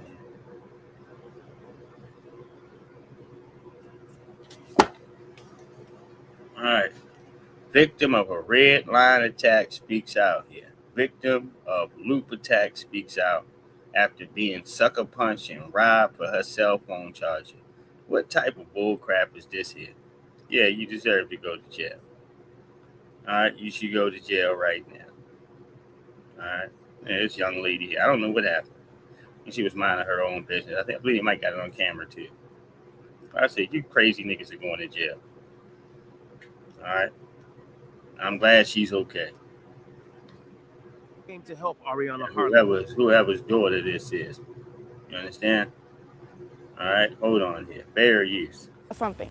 Yet no one came to help Ariana Harlan this week when she decided to charge her cell phone at the CTA Red Line Lake stop connected to Block 37 Mall. Mind you, I take the red line often with my friends. But Wednesday night, just before 10, she was alone in the breezeway between the mall and train station. Let me just say, it was a man. She says a person wearing a wig approached. A homeless transgender woman came. She says that person quickly threw their belongings on top of her phone. I'm like, what are you doing? Take my charger. Yet as she grabbed her phone and charger from the outlet, the person followed her. They're on my tail. Like, as soon as I turn around, I have my phone, my charger's connected to it. They snatch it. Like, my block piece went flying somewhere. The charger whipped me. The biggest shock came when the person sucker punched her in the face. I had on my glasses. I think that maybe blocked the force, but it was really hard. Like, I was shaking. The attacker took off running and hopped on the red line. Police responded. Can you head over for better just occurred on State on Lake? Female got attacked by a homeless male. Offender last seen, I guess, getting on the train. Wearing a black wig, brown crop top, black shirt. This attack comes after CTA reported on the red line crime was down 47%, serious crime was down 69%, and violent crime dropped 76% in June 2026 compared to June of last year. Harlan's attack is considered a battery, but she's surprised the person isn't caught yet. They could not identify the person, which is insane to me because it's cameras all through the red line station. So why is it a problem to find this person? Now, Harlan, who is 17, says she stopped to charge her phone heading home so that she could have a phone and not have it die on the train. Tonight, we know Chicago police, they are reviewing both the mall and the CTA video. Right now, no one is in custody. Reporting live in the loop, Jermont Terry, CBS News, Chicago.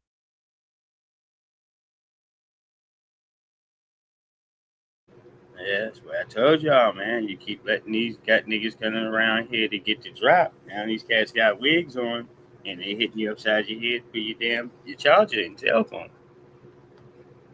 All right, man, y'all here, but you got the drop on you. All right, hey, you trying to get the drop. Oh, you got a halter top on. Now you dirty with a halter top on. All right, and a bad wig. Huh?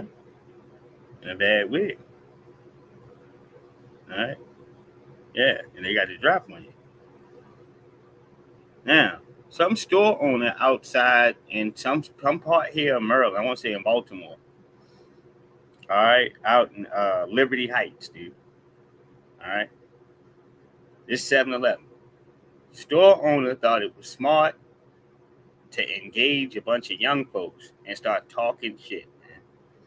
Leave them young people alone, man. They will be there, man. They'll find you, man. They'll swarm you. It'll be like 100 of them. All right, come out here. Yeah, only just leave it alone. Yeah, man. It'll be 1,001 on your ass. All right. Maybe he didn't get the memo. All right, you're gonna see him in the middle of the street, nigga, get hit in the head. All right, probably about 5 or 6 youngins around. All right, I'm talking about them youngins that be walking around with all black on, with hoodies and shit. It's 80, 90 degrees outside. All right, leave them youngins alone, dude. Them ones, don't say anything to them. All right, all black on. All right, come on. In a city in crisis, just days after a 74-year-old man was brutally attacked outside of a 7-Eleven location on Liberty Heights Avenue, the store was robbed. Police say a group of young people broke in and stole tobacco products, and residents, they're growing more concerned with juvenile crime. Cassidy Stevens joins us now with their reaction. A group of juveniles at the same 7-Eleven. Now, residents are calling on not only the city of Baltimore, but also parents to do something about this. Just days after a violent assault outside of this Liberty Heights.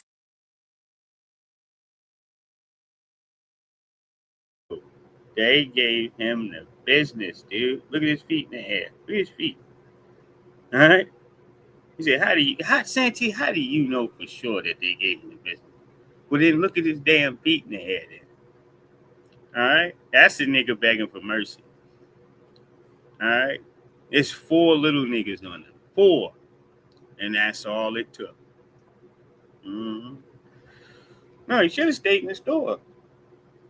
All right, whatever he had to say wasn't that important. Look now, look at you. Look at you. You think you about to get in some young people's face and tell them in their own damn neighborhood what the deal gonna be. Look at you. I'm gonna tell y'all old niggas again. Mind your own business. All right? Mind your business. So what? All right? Hey, them kids gonna do what they gonna do, regardless if you standing right there or not. All right? They're gonna do what they're gonna do. All right? They don't have to be intimidated by you. All right? They don't have to put up with your shit. You, for a lot of these young niggas, you trying to push around. You ain't never did nothing for them, and they know that they don't owe you no respect, dude. All right? So if you get out of line, listen to me. All right? You get out of line one time. All right? Just once. All right? And you could be that old man right there with your legs in the air. All right? Yeah, he should have stayed behind the register. Yeah, he wanted to be somebody else who he wasn't. All right? Well, then there it is. Huh? No, there it is. All right? Look, somebody had threw a crate at the top of his head. Is that a milk crate?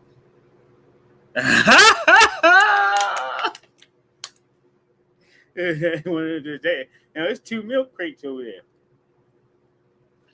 Mm-hmm. Hold on. Assault outside of this Liberty Heights 7-Eleven shocked the neighborhood. Police say the store was targeted once again. Now residents say they're becoming increasingly frustrated as crime involving juveniles continues to make headlines. I would say it's probably because it's no more recreational centers for the kids. It's like nothing for them to do. Like when I was growing up, I'm an 80s baby, so. Thank you. You know what? That ain't no tap dancing. That's real G talking. Ain't that what I always say? And that's what people that can actually vibe. You talk to the youngins, you speak to them. They need rec centers. They need basketball courts.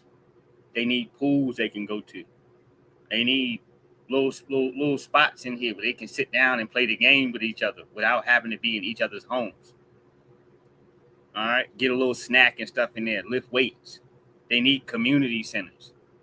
All right, pool tables and shit like that in there. That's what they need. All right? Yeah, you want young people, all right, to have a system of things. You got to create one for them. All right? And when they ain't got decent basketball courts, they ain't got decent parks they can hang out in different spots like that without the police harassing them. All right? Now, what the hell is they supposed to do other than adapt to the community around them? All right, you're forcing some of these kids into adulthood by not having these resources around them to properly enjoy childhood. All right, and we'll sit here and complain over there. Look at them, they standing around. You got to give them something to do, goddammit. Shit, you want a system a certain way, then you're gonna have to prepare it for them. If you're not going to do that, then you gotta be quiet about what they're doing. All right, they fill in a space that you haven't filled yet. You haven't secured, nigga. All right, right. It's not the kids' job here to do the duty of the adults, nigga. All right. Why all them niggas is like, cause you ain't got nothing for them, nigga. Give them something. All right. That way they don't have to look in random spaces and chill and stay around and be in grown folks' business and all this other shit, nigga. All right. They too preoccupied with their own shit. All right, right. We had certain with YMCA and certain things we could go to, little recreational centers that we could go to. Now it's like they don't exist no more. You know, kids right now don't have nothing to do. Nothing. The mayor and Baltimore City is like the whole council is like corrupt. Everybody want to get a bill passed, but the bill they passing, it ain't nothing for the city. It's like, why pass this bill? It's not helping the communities out. Baltimore police say around midnight Friday, someone reported seeing multiple male juveniles inside of the business. Detectives believe the group fled with cigarettes and cigars before the officers arrived. The burglary comes as investigators continue searching for the group accused of attacking a 74-year-old man outside of the same store earlier this month. The latest break-in is also renewing questions.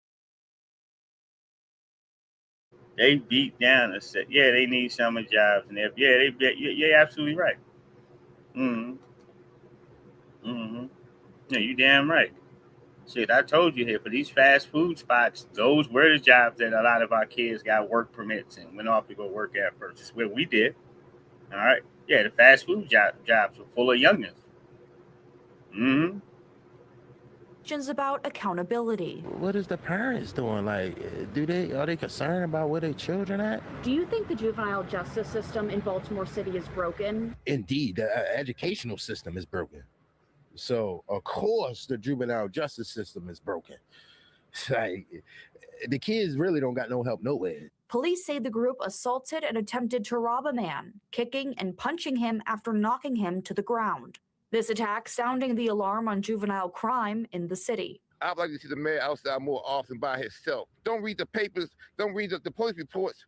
Go out there and see what's broken. You go on the avenue, you see police on one side and MTA on the other side. And we still right here doing what we got to do. That's broken.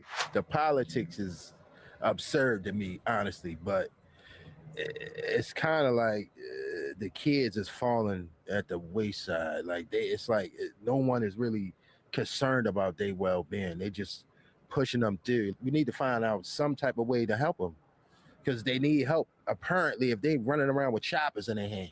For now, detectives are investigating whether the burglary and the earlier assault are connected. Now, investigators are still looking for the 6 suspects connected to the July 7th attack, as well as those involved in that overnight robbery. If you have any information, you are urged to contact Baltimore police. In Baltimore, Cassidy Stevens, Fox 45 News. Yeah. Some of us do. But other folks that don't, they don't. What I mean by you don't, you ain't never did nothing for them. All right? Now, I done spent my money. I done did everything I can do here on this planet. All right? No, to support the youngest, no matter where I've been living at in my life. All right? No, to support the youth, the people that are younger than me. All right, folks coming in, they give some game to sacrifice some time. All right, to do whatever you can do there. All right, understanding that, all right, a few words in the right direction can put somebody on a great path for the rest of their lives. You may have not have made the best decision with the information in which you had there, but you can advance a person. All right.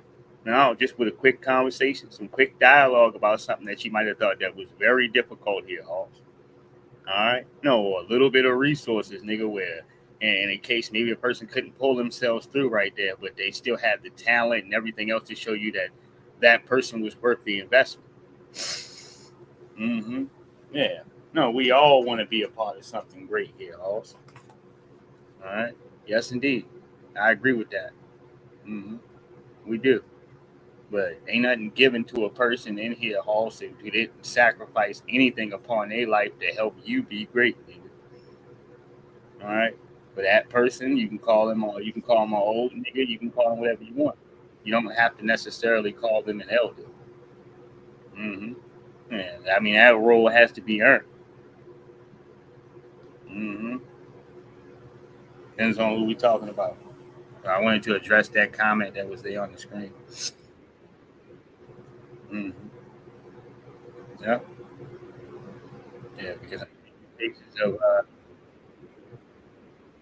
from the political stance here, from that stance, man, nobody deserves any damn respect there. All right, you've been failed all the way. You've been failed. Nobody's did anything for you. All right, you got youngins out here, young black folks that's going to have to get it out the mud. First generation millionaires. You understand? One of the first people in their family to actually have something like that.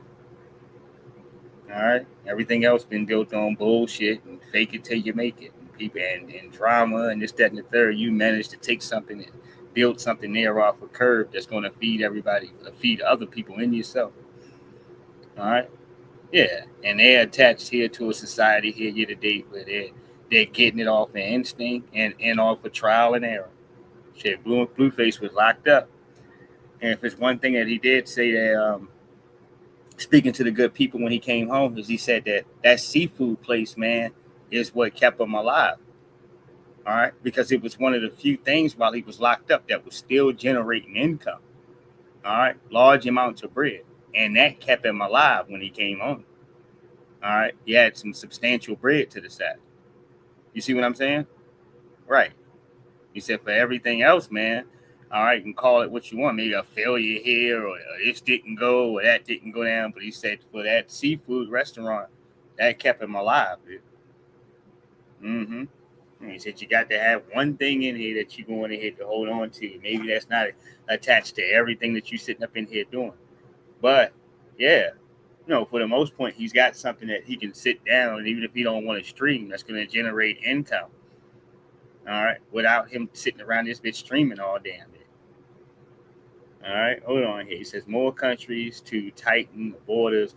Now, I want to go on over here to shoppers who are buying fewer groceries, nigga. And if that's the case, then there's a lot of niggas who can't cook too. All right, there's a lot of niggas who will burn your house down, y'all. Mm-hmm. Burn the crib right down. I'm saying, hey, what are you doing back there? All right, yeah, I ain't nothing cooking right. All right, you in there with no seasoning and shit. Get out of there. All right, you ain't hear nobody shake any seasoning, nothing. Ain't nobody slice up anything. Yeah, you get from behind there, dude. Mm-hmm. Right. Now you're getting ready to make a mess. Mm-hmm. Anyhow, they said shoppers are buying fewer groceries, ladies and gentlemen. From the grocery store, a new study shows across the nation, more people are cutting back on spending as a way to save money. News 2's Alexia Chiropoulos explains what Tennesseans are spending and the impact. Even when you go to the Dollar Tree, where bread used to be $1 a loaf, now it's $1.50. Checkout costs continue to rise at grocery stores. A new report from Bain & Company, a global consulting firm, shows a year-over-year percentage change of 2.5% nationwide and about a 2.6% in the Mid-South. It really shocks me that it's only 2.6%. To me, when I go to the grocery store and I look at the prices and I compare prices to, typically we buy the same food and we buy the same brand. And when there's something that was $1.19 a year ago, and now it's gone up to $1.95, again, I find that it's only, I believe from what I've seen, it's much higher than that. And it could be that the price of eggs have come down. Man, when it's a problem for the economy, can I tell you when it is? Can I explain something to you? When they can start pulling up old white women. All right? And she's in here explaining to you like some Negro that you know. All right? No, about the dollar store. All right? No, and what ain't popping off. All right? I've been used to hearing this shit my whole life, dude. All right? Forever, from a kid or even all the way up to now. All right, yeah, you goddamn, and they try to tax you. They all take all your goddamn money. All right, 24/7, dude. All right, they got an old white woman in a nice suit and shit. All right, trying to tell you the dollar store prices. Yeah, it's real out here, dude. It ain't nobody buying groceries like that. Oh. Dairy foods are typically low. So it could be that those foods are helping counterbalance. Janet Colson is a professor of nutrition at Middle Tennessee State University. She says healthy foods like fresh produce have increased the most where she shops. Or a melon is like $3.99 or $4.99.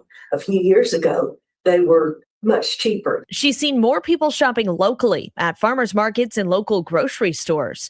She's also seen more neighbors helping neighbors with blessing food pantries. We have a blessing box, and I drive by there twice a day, and typically every other day I will put food there.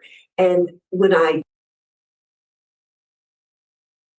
Yeah, and you will put food there, right? Well, I tell you that joint down there. I'll tell you, I've been in every position of whatever it is, to be up, to down, high, low. I've been amongst all forms of things of society where they go to tell you the food banks and all that shit. And when you go there, I'm talking about just me looking around. All right, I go in there and take care of my own business. No, it ain't nothing but a line of middle-aged white women riding through there.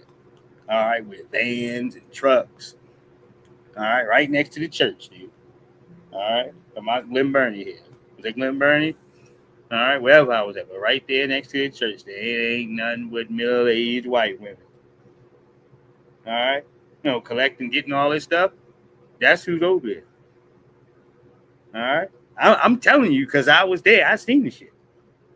All right, talking about they giving them like 4 or 5 of them big brown bags, little grocery bags full of food, paper towels, all right, meats and shit.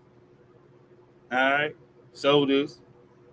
All right, all kinds of shit. You name it. Household products. All right, you name it, nigga. Mm-hmm. All right, dishwashing liquids and shit. All right, yes. Getting all types of shit. I'm just sitting over here looking. You damn right I'm looking. Nosy as a motherfucker. All right. Yeah, I'm staring over here. I'm like, all right, what you get? All right. Tell me, because my situation there. All right. I was catching. I had to catch a lift or whatever to get back there, since that was my case. Oh, and I didn't have my own vehicle there, and they could only give me a selected amount of stuff. All right, man. This bullshit, man. All right. No, I was trying to get right. Mm-hmm. Anyhow. Yeah. I got to sit there for at least an hour or so, all right, and watch that line. As I'm looking, I'm like, okay, all right. I'm like, what's that when them people keep coming from around there? She was like, yeah, that's the food pantry. I'm like, oh, okay. All right, so now I know as I'm looking and shit. Mm-hmm. Like, damn, that's a lot of middle-aged white women. All right, that's the first thing that stood out. Mm-hmm. Hold on here, fair use. Drive back again, the food is all gone. So I see many more people that are looking out to get donations from food banks. The reason for these increases, she says, is due to high gas prices and labor costs. But she has this tip for saving money. Every Wednesday, the major grocery stores typically will come out with their specials for the week, to keep an eye on those. And when something is on special, you go out and you stock up on it. I'm reporting.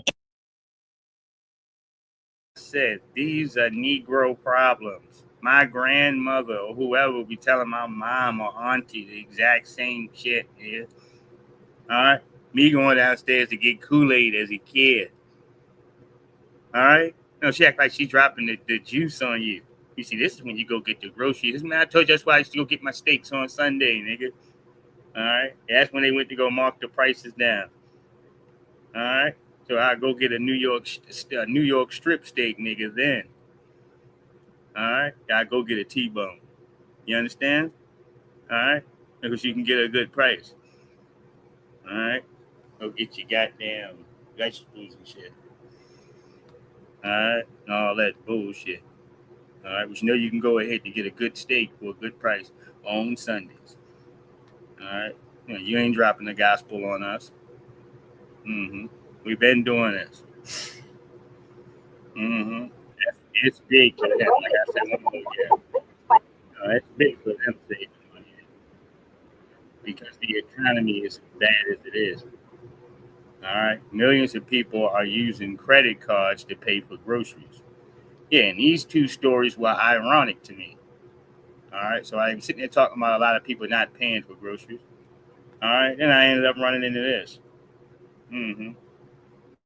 Yeah, I'm glad they're right behind each other.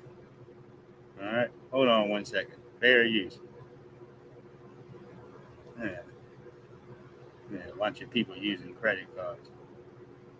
The weekly trip to the grocery store has become one of the biggest financial stressors. Yeah, no question. New research from the Urban Institute finds millions of Americans are putting groceries on credit cards, dipping into savings, even using buy now, pay later loans just to keep food on the table. And tonight we're asking what happens when your grocery bill becomes a monthly bill. The study shows more than 1 in 4 working age adults who use credit cards for groceries could not pay the balance in full or missed at least one payment. Many say in this economy, it feels like the only way they can feed their families. It's tough. I actually have 5 kids and my wife together is 7. So we've felt that inflation pretty strong. But, you know, at the end of the day, it's something where, you know, you got to have a meal to get by. You got to have refreshments. Price trackers like the one from USA Today show many everyday staples, bread, meat, produce, still cost much more than they did just a few months ago. And that's forcing shoppers to rethink what goes in their carts and what stays on the shelf. So I feel like now it's easier to kind of just go out to eat instead of buying groceries because it's just going to cost just the same. We're at a point where we can't even figure out if it's more expensive to stay home and eat or go out and eat for happy hour or things like that. All right, so what's driving up the prices of groceries? Well, elevated inflation. This year, price increases have reaccelerated due to the Iran war. It's pushing consumer prices to their highest level in more than 3 years. And they're skinning niggas out of their socks, man. No, you ain't got a couple extra dollars. No, you don't. All right? You're bull jobbing. Hey, man, come on, man. Let me get something, man. Shit. All right? Because you ain't got it, dude. All right? What you said, 3%? All right? Yes, the highest levels in 3% in years. All right, due to this war we got on our asses. Like I said, all right, you're going to go ahead to pay the tax, nigga. All right? No, rich people's bills are going to stay the same. Yeah, they're going to stay the same, dude. All right? But you're going to work overtime, nigga. All right? You said, no, you're going to work double time. All right? Yes, indeed. Hold on, give me 1 second here. Make sure there's 2 T's in there lined up in there. All right. 1 second. Years, according to the Urban Institute study. And incomes, well, they aren't keeping up with inflation. In fact, inflation numbers have outpaced wage growth. So many families are losing purchasing power. Yeah. Consumer experts say there are ways to stretch your grocery budget, but it may take more planning than it ever has before. Don't rely on just one store. Mixing trips between discount chains and traditional supermarkets, or buying some items in bulk while picking up specialty items elsewhere. Financial experts warn letting groceries sit on a credit card month after month means paying interest on food that was already expensive. It can turn a temporary fix into a long-term debt. Now, another note here, enrollment in the Supplemental Nutrition Assistance Program, or SNAP, has fallen by about 5 million people in the past year following the Republicans' 2025 One Big Beautiful Bill Act. Yeah, making that grocery bill even harder to cover for many low and moderate income families. Yeah, it's all the way real. Yeah, and to go out to eat, nigga, it ain't cheap. Ain't no dollar burgers, nigga. Come here, let me get a dollar burger. Ain't one, nigga. All right, you can get $1.15 slice of pizza in New York City. It's an Indian dude with his feet on the counter, nigga. In the same spot where you're gonna make your pizza. All right, you can get a slice of that over there. All right, but ain't nothing $1.06 no more. It ain't. Let me get a hamburger. Ain't nothing, nigga. You can get a hamburger for 89 cents. Huh? No, just a hamburger. All right? And you ain't getting nothing, dude. All right? No, that's the truth. That is the honest to God truth. No, the price going to keep going up. That's the truth. You want the truth? Yeah, it is. It's going to get tighter. All right? The only way to save resources is to sit still. All right? Well, they got you to a point now where it's going to cost you to sit still.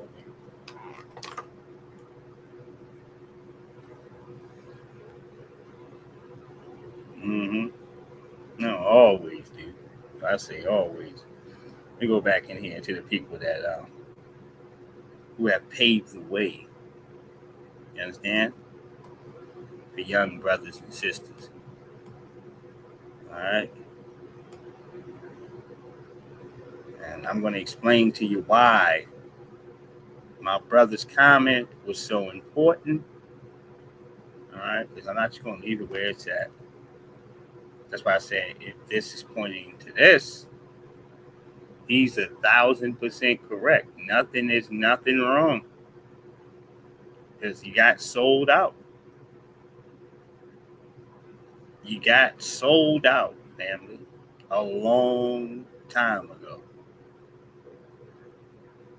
No, a long damn time ago. You were personally sold out, Hoss. By bootlicking jokers. Alright? They know who to go get. Alright? They know which one out of the crowd, man. Alright? No, who's gonna do the dominant society's bidding? Alright? Now go ahead, take a look here for a second. Hold on, fair use. With billy clubs,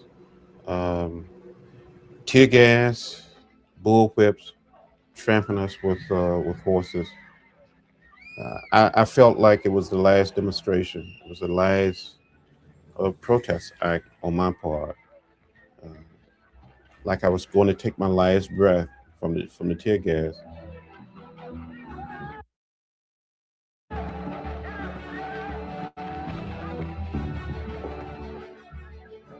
I can never forget Selma. Selma, in a sense, was one of the finest hours in the history of the civil rights movement. When we arrived at the apex of the Edmund Pettus Bridge, we saw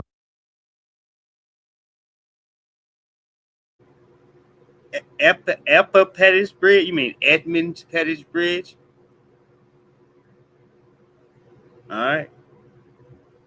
I think we have to put the cautious. The Edmund Pettus Bridge, we saw a sea of blue, Alabama state troopers. About 600 of us walking in twos. It was a very peaceful, orderly protest.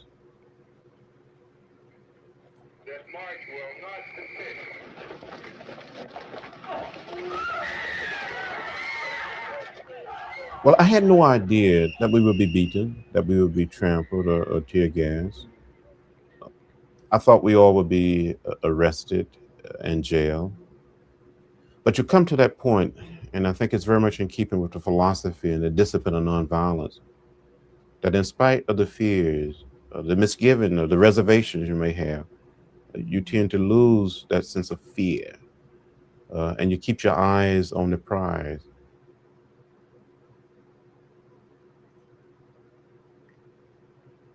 But in Selma, we had a response from the American people. People came there. The days after Bloody Sunday, there was demonstration, nonviolent protests in more than 80 major cities in America. People didn't like what they saw happening there. There was a sense that we had to do something, we had to do it now. We literally, in my estimation, wrote the Voting Rights Act with our blood and with our feet. The movement instilled in me that sense of hope, that sense of faith, that sense of optimism. It doesn't matter really how many bombings, how many beatings, how many jailing. And I did go to jail during that period, 40 times. But you had to have that sense of faith, that sense of hope that you could overcome. You could make this society something different, something better. And I came to the conclusion that our struggle is not one that lasts for one day, 1 week, a few months, or a few years, but it's a struggle of a lifetime, a many lifetime, if that's what it takes to build the beloved community, the open society.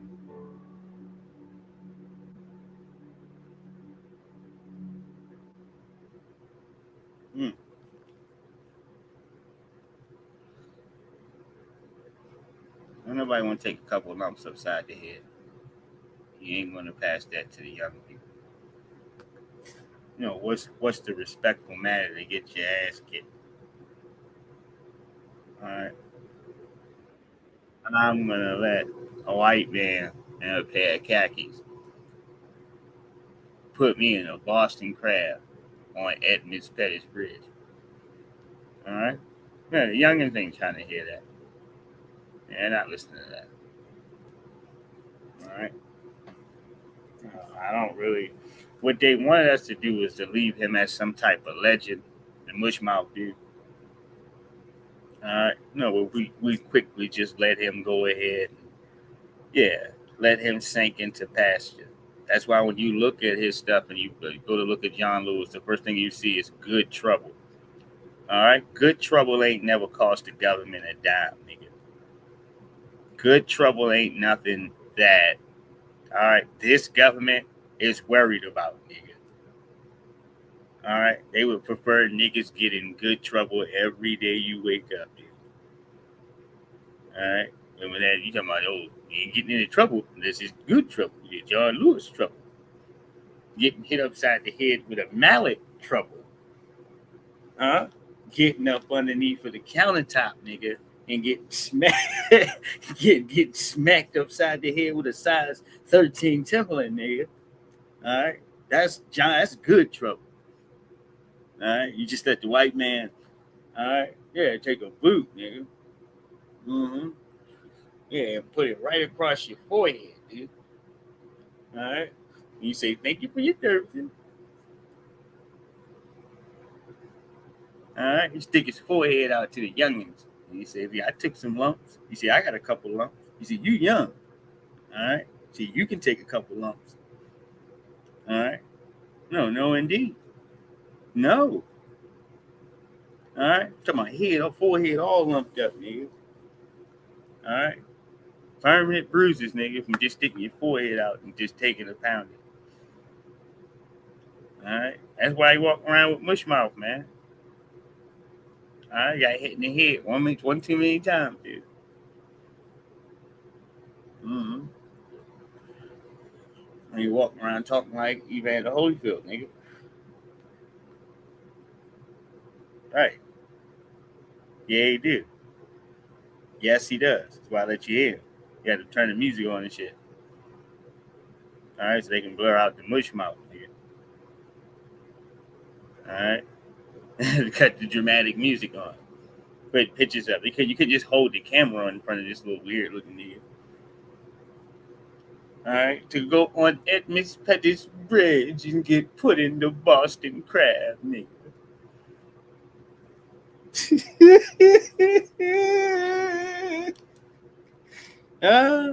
I'm talking about Hall of Fame coon, nigga. Hall of Fame bootlicking nigga. All right. Hall of Famer, golden jacket. All right. That's to go. It's the biggest dream. All right, for any youngins is to go on Edmonds Pettis Bridge, nigga. All right, and let these jokers put you in the walls of Jericho.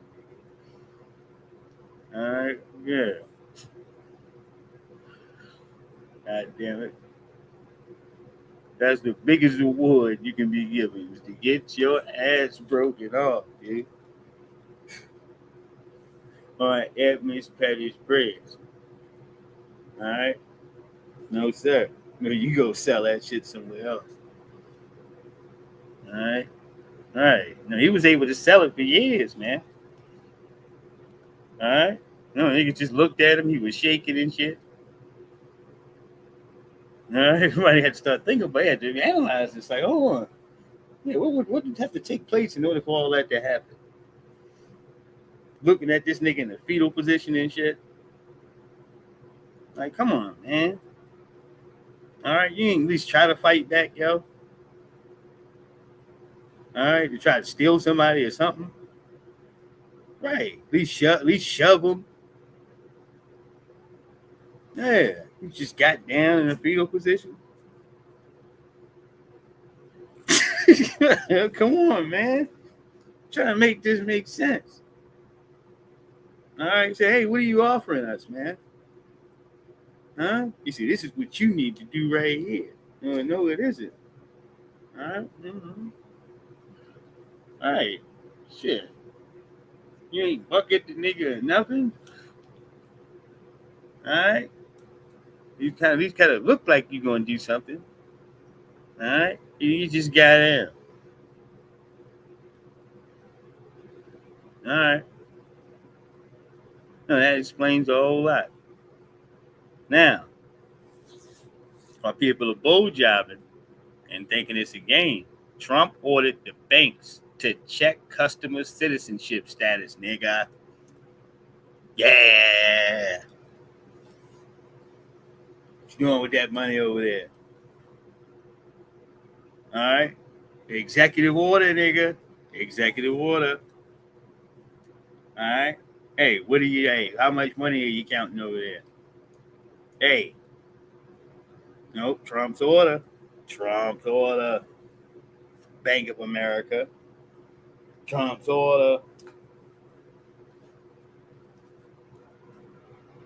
Yeah. Hold on here. Trump has signed an executive order requiring banks to take a closer look at their customer citizenship. It's the latest measure in his administration's push to clamp down on people living in the country illegally. The order directs bank regulators to look for signs that people without legal status are opening accounts or obtaining credit cards. The White House framed the decision around the fact that banks could face credit risks if one of their customers were deported and their loans could no longer be repaid. The order is less aggressive than banks anticipated. Excuse me, and how are you getting loans anyway? And your feet ain't even supposed to be on the soil. No, you talk about non-lendable people. What would make you more of a person that you shouldn't give a dime to? You're at risk. And a person whose feet ain't supposed to be over here. All right, let you know that they giving them money. You know that you've been hitting them off. All right, that's what it means. They've been walking in there and getting loans. Credit risks if one of their customers were deported and their loans could no longer be repaid. The order is less aggressive than banks anticipated. Earlier reports suggested that the White House would make collecting customer citizenship information mandatory. Last month, Treasury Secretary Scott Bessent said there should be stricter rules to open bank accounts. In response, banks have been aggressively lobbying to stop the White House from issuing the executive order, arguing it would be expensive and require vast amounts of paperwork. Critics have also raised privacy concerns. Immigration advocates have said any measure that would order banks to collect citizenship information would likely result in undocumented immigrants moving out of the financial system, increasing the number of unbanked individuals. The White House has taken other measures to discourage undocumented workers from using the financial system. Last November, the Treasury announced that it would reclassify certain refundable tax credits as federal public benefits, which bars some immigrant taxpayers from receiving them.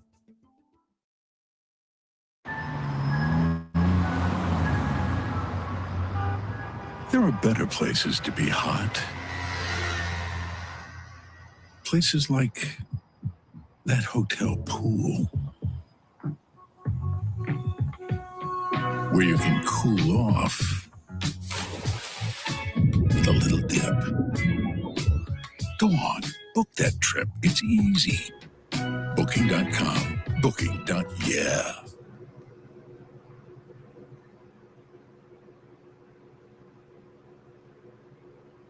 Banks have been aggressively lobbying to stop the White House from issuing the executive order, arguing it would be expensive and require vast amounts of paperwork. Critics have also raised privacy concerns. Immigration advocates have said any measure that would order banks to collect citizenship information would likely result in undocumented immigrants moving out of the financial system, increasing the number of unbanked individuals. The White House has taken other measures to discourage undocumented workers from using the financial system. Last November, the Treasury announced that it would reclassify certain refundable tax credits as federal public benefits, which bars some immigrant taxpayers from receiving them.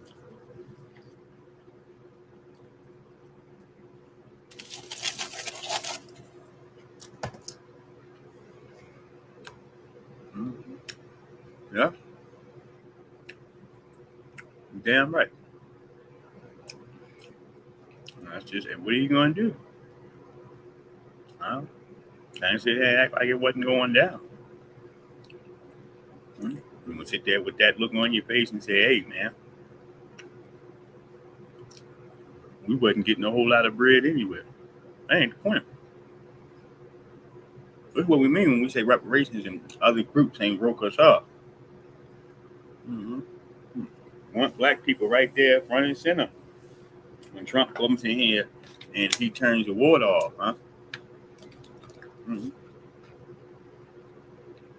As soon as he turned the spigot off, hey, where the niggas at? Have you seen any niggas? No, they ain't turned the spigot off. I got all that shit off in the back. I ain't light off here. Because that's it. Mm-hmm. All right, you want to find as many nigga allies as you can. Mm-hmm. Let me talk to you for a second. All right, you see this shit Trump doing? The shit Trump doing is wrong. It's wrong. It's hurting everybody.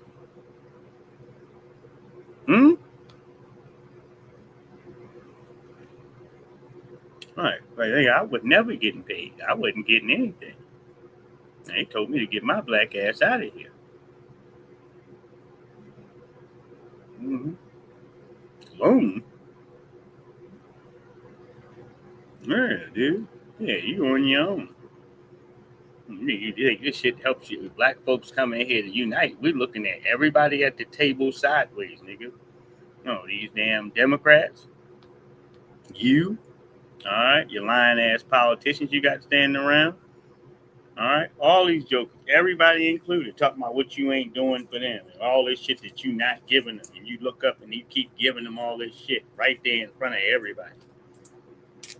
All right, well, we ain't gave them nothing. Shit, you gave them everything you won't give us, nigga. Mm-hmm. Access to resources. Mm-hmm. Yeah, the ability to get right. Yeah, go ahead to get a piece of this pie. Go get you a home. You understand? Yeah, decent vehicle to drive in here. All right, take a vacation with your family every year and all this other shit. We don't get the big dollars to go tuck away. They know that some of these families are papered up and they still approve for food stamps and all of this other shit. Come on now. All right, they understand what type of money and paper that some of these families are dealing with here. All right, but that's the way of the world. Here we talk about America because that number one source of the bluff game there is to say that in order for me to make this look to seem the way that it is, I got to rig the system. If I don't do that, it won't work. All right. Yeah, I got to oversaturate this shit with dollars and money and resources and then tell this group over here, nigga, that you need to work harder. All right. No, it's because you ain't working hard enough, nigga. All right. While you're handing everything to your buffer classes, you coming in here as a replacement crew for black folks, other than to hand us over ID. That's why we ain't playing all of this Donald Trump game. That's a you game. That's a you problem. All right. I didn't hear you. Just who? All right. They ain't looking for me. All right. No, they're not looking for me, y'all. All right. Ain't nobody gave me no damn loan, nigga. Loan you what? I'll loan you 5 extra minutes, nigga, to get your ass out of here before I call the authorities. That's what I'll loan you. 5 extra minutes. All right, to get off the premises, nigga. All right, before I expedite these charges on your ass, nigga. All right, yeah, for trespassing. All right, and we don't get along, nigga. You talking about a black person, you don't get along. All right, they coming in there getting papered up, dude. All right, and telling you that they came in here with just a shoelace, a boot. All right. Yeah, I had 28 cents in a dream, you know. Yeah, walking into a bank and getting whatever loan you wanted. Right. Hold on here. Fair use. Mm-hmm. I'm going to get to the tape, brothers. Yeah.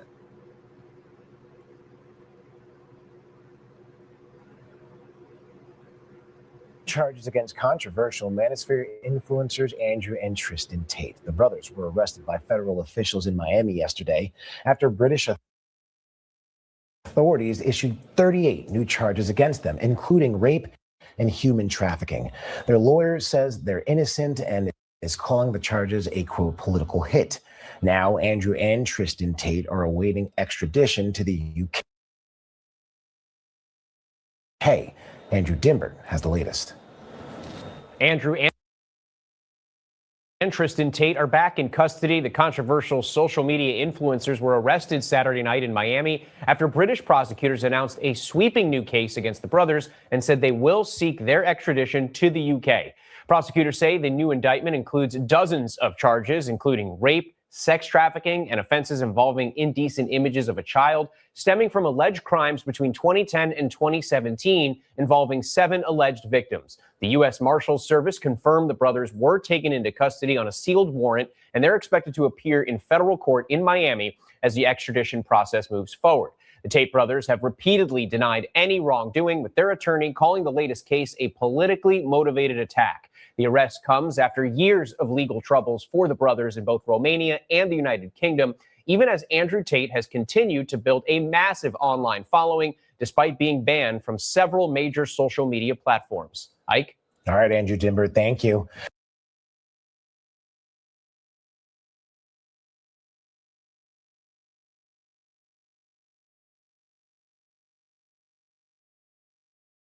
You're invited to join Phoenix Energy's next webinar, where you can drill deeper into what do I think of the Western powers here locking up the Tate brothers? I think this has something to do with the circumstances of this continued buck-breaking deal that they got going around. All right? That's what I do. I feel. I don't feel like they have to do any of these circumstances here, but it's not about what I think. It's about what those 7 people are willing to say about it. All right? The 1% rule is here, baby. Young Cash Out didn't murder anybody. His mother didn't kill anybody. His homeboy didn't kill anybody. They gave both of them like 70 years or so. All right? His mother got 30 years. All right? When they talk about sex trafficking and all this stuff, man, they go ahead and try to throw the book at your ass. All right? Got the feds and all these folks in here got them charges lined up like that. It's not on accident. All right? For anything super masculine or, all right, damn, let me say out here, confident or moving out here as some goddamn commando or whatever you want to have it, larger than life process here. Yeah, they've been trying to be able to break it, dude. All right. And your example of getting your ass whooped by a nigga with pink panties on or pink boxing gloves. All right. Pink nigga could beat your ass with pink panty drawers on. All right. Huh? It's not getting better. It isn't. I want to say he had pink boxing gloves on. All right. Yeah, he had pink boxing gloves on and a ponytail. But Andrew Tate was fighting this guy, and it wasn't a good night. So from that to this, it hasn't gotten better.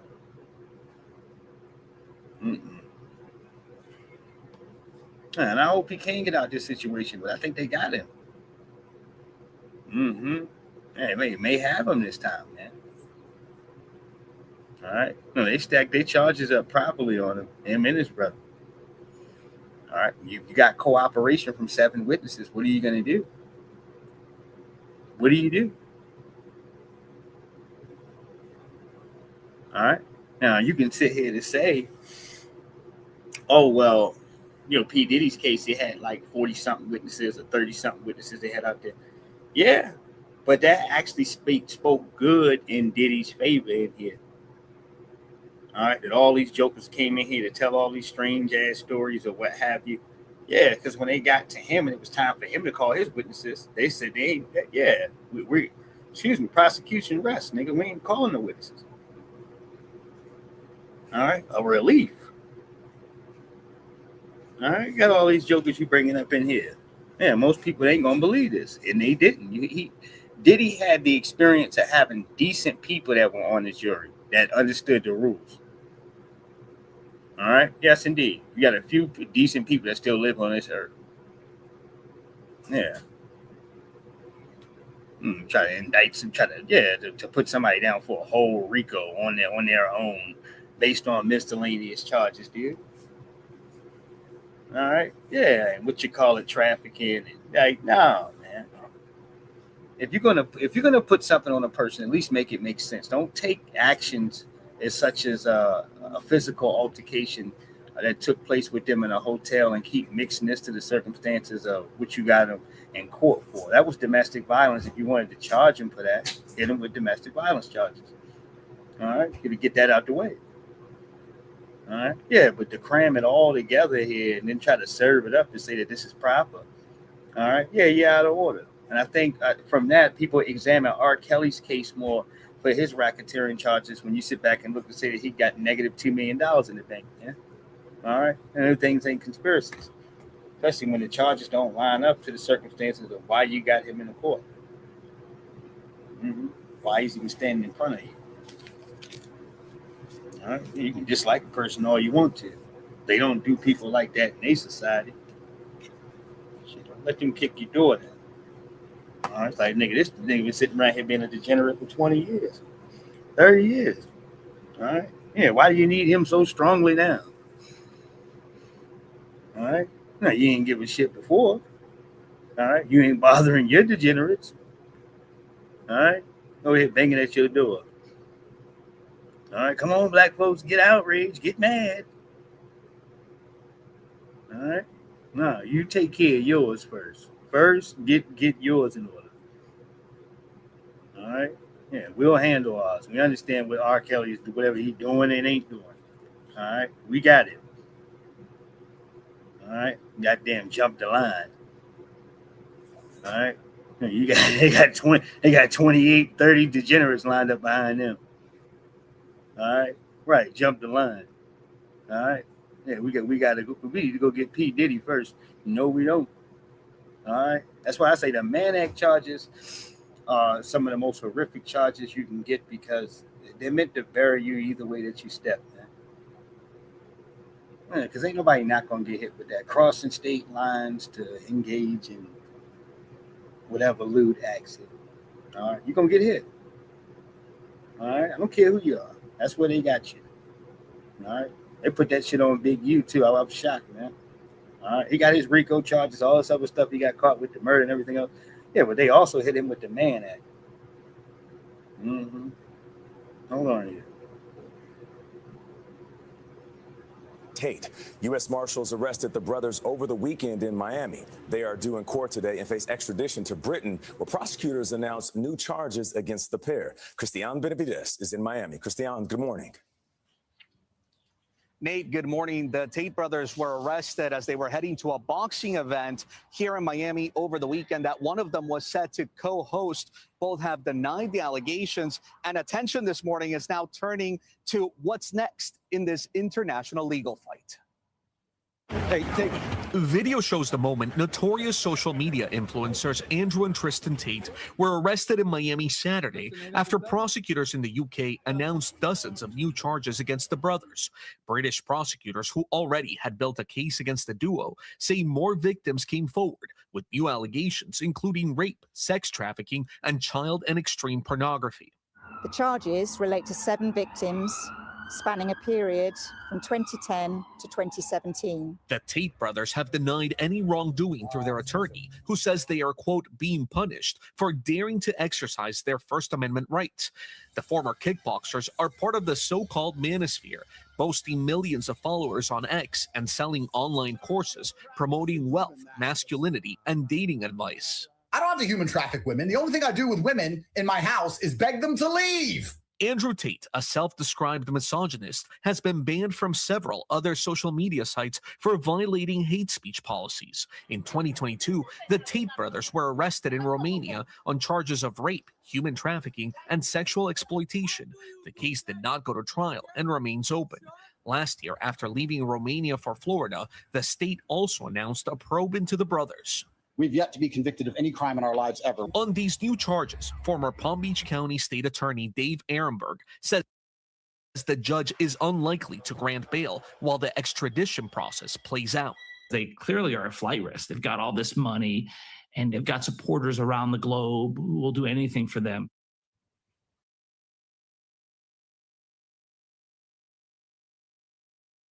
Hey, Tate brothers. There's that 1% rule kicking your ass again. There it is. Shoe leather. 1% rule. No, you're just another nigga like the rest of us. You see that white man who looks like a pit bull on your ass? Like his face is turning red and shit? Did you see him? All right, he's talking about all the money you're rolling in. You big time supporters. All right, goddamn Gucci polo shirts, nigga. All right, right. I don't know what you might do. You're a flight person. All right. Yeah, there's that Meghan Markle rule showing its head again. All right. They let you go last time here. Hold on. Clearly are a flight risk. They've got all this money and they've got supporters around the globe who will do anything for them. The Tate brothers could face a judge here in Miami as soon as today. Now, in a statement, their attorney said that in recent days, the brothers have met with lawmakers in Washington. In that statement, they also attacked UK politicians and even called Florida's attorney general, who is investigating the brothers, an individual with low testosterone. Gail? Okay, Christian, thank you very much.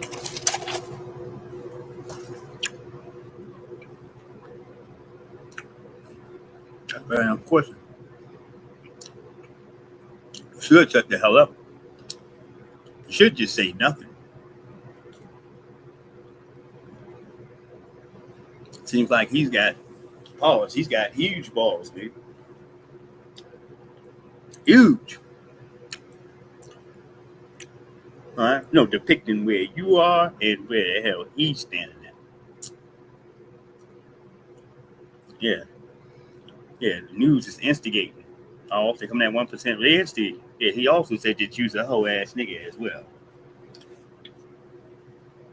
All right. That the guy, he was a hoe ass. He wasn't. His mama wasn't worth shit. Mm-hmm. Yeah. All right, make sure you get the worst treatment possible, even if the DA was thinking about, doing a favor for you. Yeah, they threw that out there. An individual with low testosterone. Gail? Yeah. Mm-hmm. We get that point. Mm-hmm. Investigating the brothers, an individual with low testosterone. Yep. Just to make sure that they stay on your ass. All right. The investigation doesn't sleep. Niggas. All right. No, the media is guilty, dude. They're guilty. They know what the hell they doing. They know, man. All right. Instigating the beef, dude. Mm-hmm. It was an individual with low testosterone. Mm-hmm. So he's locked up. He can't go nowhere, right? So why y'all putting that story out now? To make sure he can continue not to go nowhere, huh? No, I get it. That's a dirty game, ain't it? That's a dirty game. Mm-hmm. That's just trifling, isn't it? I mean, it's a dirty game. All right. Now, he said attorney is accused of helping smuggle dangerous synthetic drugs into a jail through a laced legal document. Hold on here. Oh, they giving up all types of game, man. Yeah, just in case you and your attorney used to have a deal. All right. Now they're going to get new devices to go and check these things. I mean, once it hits the streets, then security protocol means that these things you got to have a system to check these things now. The only thing that you can go ahead to slip into the system here somehow is things that they ain't checking, they ain't properly looking for or looking through. All right, hold on. Fair use.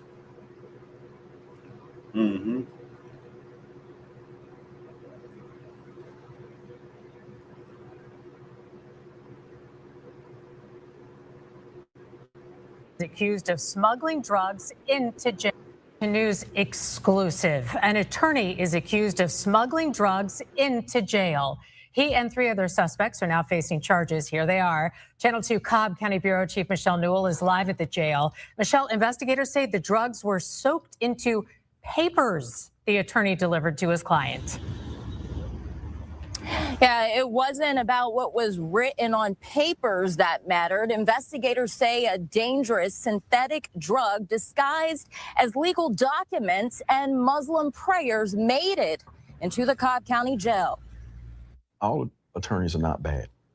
It's just one we're talking about. On Instagram, attorney Joseph Anfield L. markets himself as a champion and friend to his clients. Anfield L. Law has affirmed that he was compassionate about what they're going through. But investigators say the attorney wasn't just representing his clients at the Cobb County jail. He didn't respect this facility, and in my mind, he didn't service clients. Yeah, he serviced them, but not the way they should have been serviced, with legal services. Attorney Anfield L. is accused of profiting from a criminal enterprise to smuggle highly dangerous synthetic marijuana into the Cobb County jail. This incident here was really, we had an astute deputy paying attention to what the attorney was doing. It was observed during an attorney visit that the attorney brought materials in, paperwork, and the attorney did not leave with materials.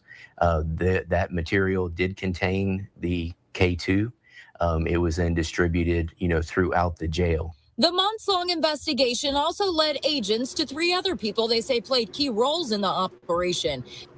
Man, it wasn't marijuana, dude. It was K2. So, nigga, you risk your law license and up to smuggle K2 in there? No, that's what they just said it is. Hold on. All right, talking about some marijuana. You trying to lighten the blow. Marijuana ain't got nothing to do with this. Hold on. Investigators say Monet Mohammed disguised the drugs inside what appeared to be legal documents and Muslim prayers. They say attorney Anfield L. delivered those documents to Sean Harris inside the jail, and that Harris and James Baltimore sold the drugs to other inmates. I'm a reporter with WSB TV. I contacted the attorney's law firm and left a message with his receptionist. The agents worked extremely hard amongst themselves and with the prosecutors at the district attorney's office to produce the case. That's paramount to me, keeping every inmate and or detainee that's in this facility safe. And it's my job, just as it is to keep the citizens of Cobb County safe. The Sheriff's Office MCS Narcotics Unit leading this investigation. The alleged crimes happened last year. Sheriff Owen says he actually alerted all sheriffs in Metro Atlanta about what happened. We have a full statement from the Cobb County District Attorney's Office about their involvement in this investigation on WSBTV.com. Live from Cobb County, Michelle Newell, Channel 2 Action News. Michelle, shocking. Now even paper may not be what it looks like. Deserve care close to home, no matter where we live. Yeah, that's crazy to me. Absolutely insane. No, why do I got this up in here? All right, I don't know. Okay, I remember now. It's coming to me. Person put this video up earlier, and it said Caitlin Clark did something. Caitlin Clark commercial is genius, and nobody saw it coming. Like, what are you talking about, man? All right. That's why I sit here and say, man, if you got to stare that hard off the court, nigga, to be Hype Williams, then whatever you talking about probably ain't worth shit. All right, they're a basketball player, right? I always talk about basketball. All right. I don't care about your commercial, nigga. Not unless the basketball is good, nigga. All right. Both of them got to be good. All right. Shit, a KG commercial with Styles P was dope because KG could hoop. Same thing with Allen Iverson and Jadakiss because Allen Iverson can hoop. All right. Yeah, he was Mr. Crossover dude. All right. All that stuff. Mm-hmm. So that was fly to have them two there together there for a commercial. All right. Yeah, just because you supposed to get something, nigga. All right, because you are whoever the hell they think you are, and all right, yeah, we're just supposed to be in all of the commercial. All right, I don't care. Look at the goddamn commercial. All right, we ain't see this coming. What, did y'all was gonna put your lips close to her ass? Of course we did. All right, shit. That's the only way that your video gonna get some goddamn views, nigga. Yeah, if you gonna get down there and do the catfish shuffle for Caitlin Clark. All right, I'll give you all the damn media time you want to get. All right, here's a true believer. This is a deep thinker on Caitlin. He looks past all the extras. All right, yeah. Says everybody on the stage has an immigrant background. Fabulous. He's like foundational Black American stood on FBA business. Fabulous was raised by his foundational Black American side. He grew up in a single parent household raised by his mother in Bradford housing. All right, hold on here. Bradford, Brooklyn. He had been very open to interviews on social media about growing up without his Dominican father present in his life because his father is the link to his Dominican roots. Fabulous spent his childhood fully and raised in the local foundational Black American community and culture in Brooklyn. Okay. All right. So somebody's definitely in here going to bat. I wonder what happened. All right. No, the rapper Fabulous. Let me go back. We'll go over here to look. Mm-hmm. I'm seeing Mano on the screen. I see Dave East. All right. Hold on 1 second. All right, there we go. Your New York hot take. So J-Lo says that if you weren't born in New York, that you're not considered a New Yorker. I think you have to be born here. I'm going with J-Lo. To be a New Yorker? But if you came here at 5 years old, you this is all you know. You a New Yorker? Nope. You from Ecuador. I'll go. DNA has to have New York City in it. Your New York hot take. So J-Lo.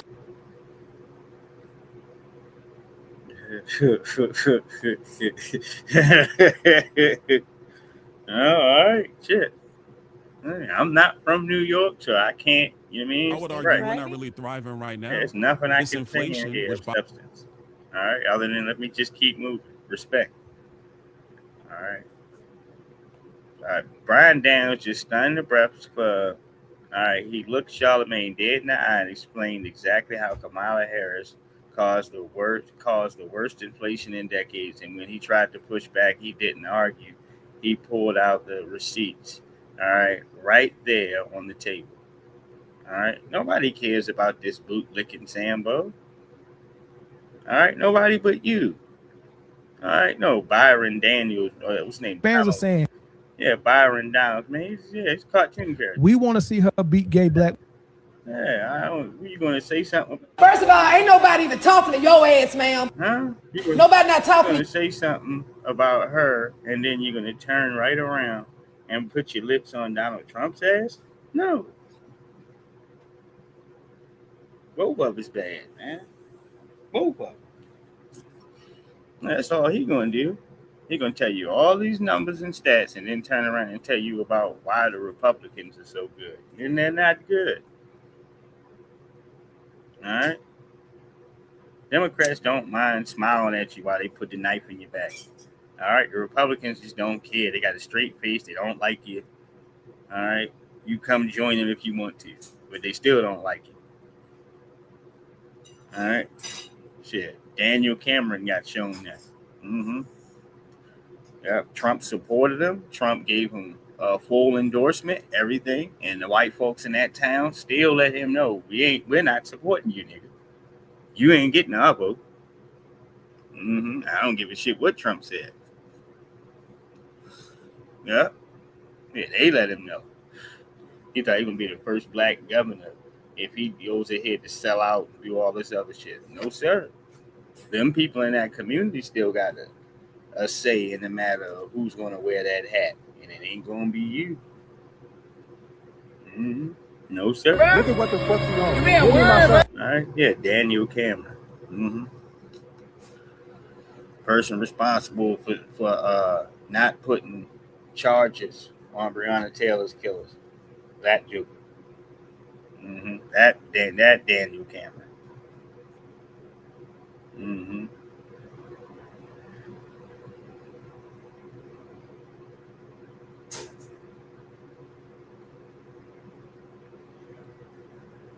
Give me my son. Today is my day to have him. Just dance. Sunday You through haven't Thursday through communicated. Sunday. I don't have to. Give me my kid. He wasn't even with you. And you don't even follow the paperwork. Give me my son. I just paid you child support already. Give me my kid. Give me my kid. It's not about none of that. Give me my kid. Give me my kid. It's not about Do you want to come with me? I know. Come on. Do your daddy He want to come with me. Look at this. leaving you at home by yourself? Exactly. Exactly. No, listen, it's fine. Look, You with him? what? Do he leave you by yourself? No, I want to go with Dad. Exactly. I'm fighting, bro. I'm fighting on Jesus. They He's know. leaving Sunday already. Right. Can you let my son go? Please. Thank you. So when Let you me go with him, Let me he go. don't leave you by yourself. You in the leave house him. with them You kids? left him with her. I don't know. Where? This shit crazy. Love you, son.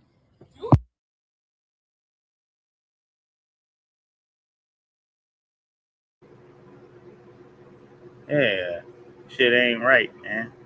And ain't nobody allowed to ask her ass no questions. None. Alright, that is crazy here, all. Alright, because like I said, for that other case they had out there with the little boy getting his hair cut. You understand? It's always something else, man. They're just the pond in the middle. They're the first people that get hit.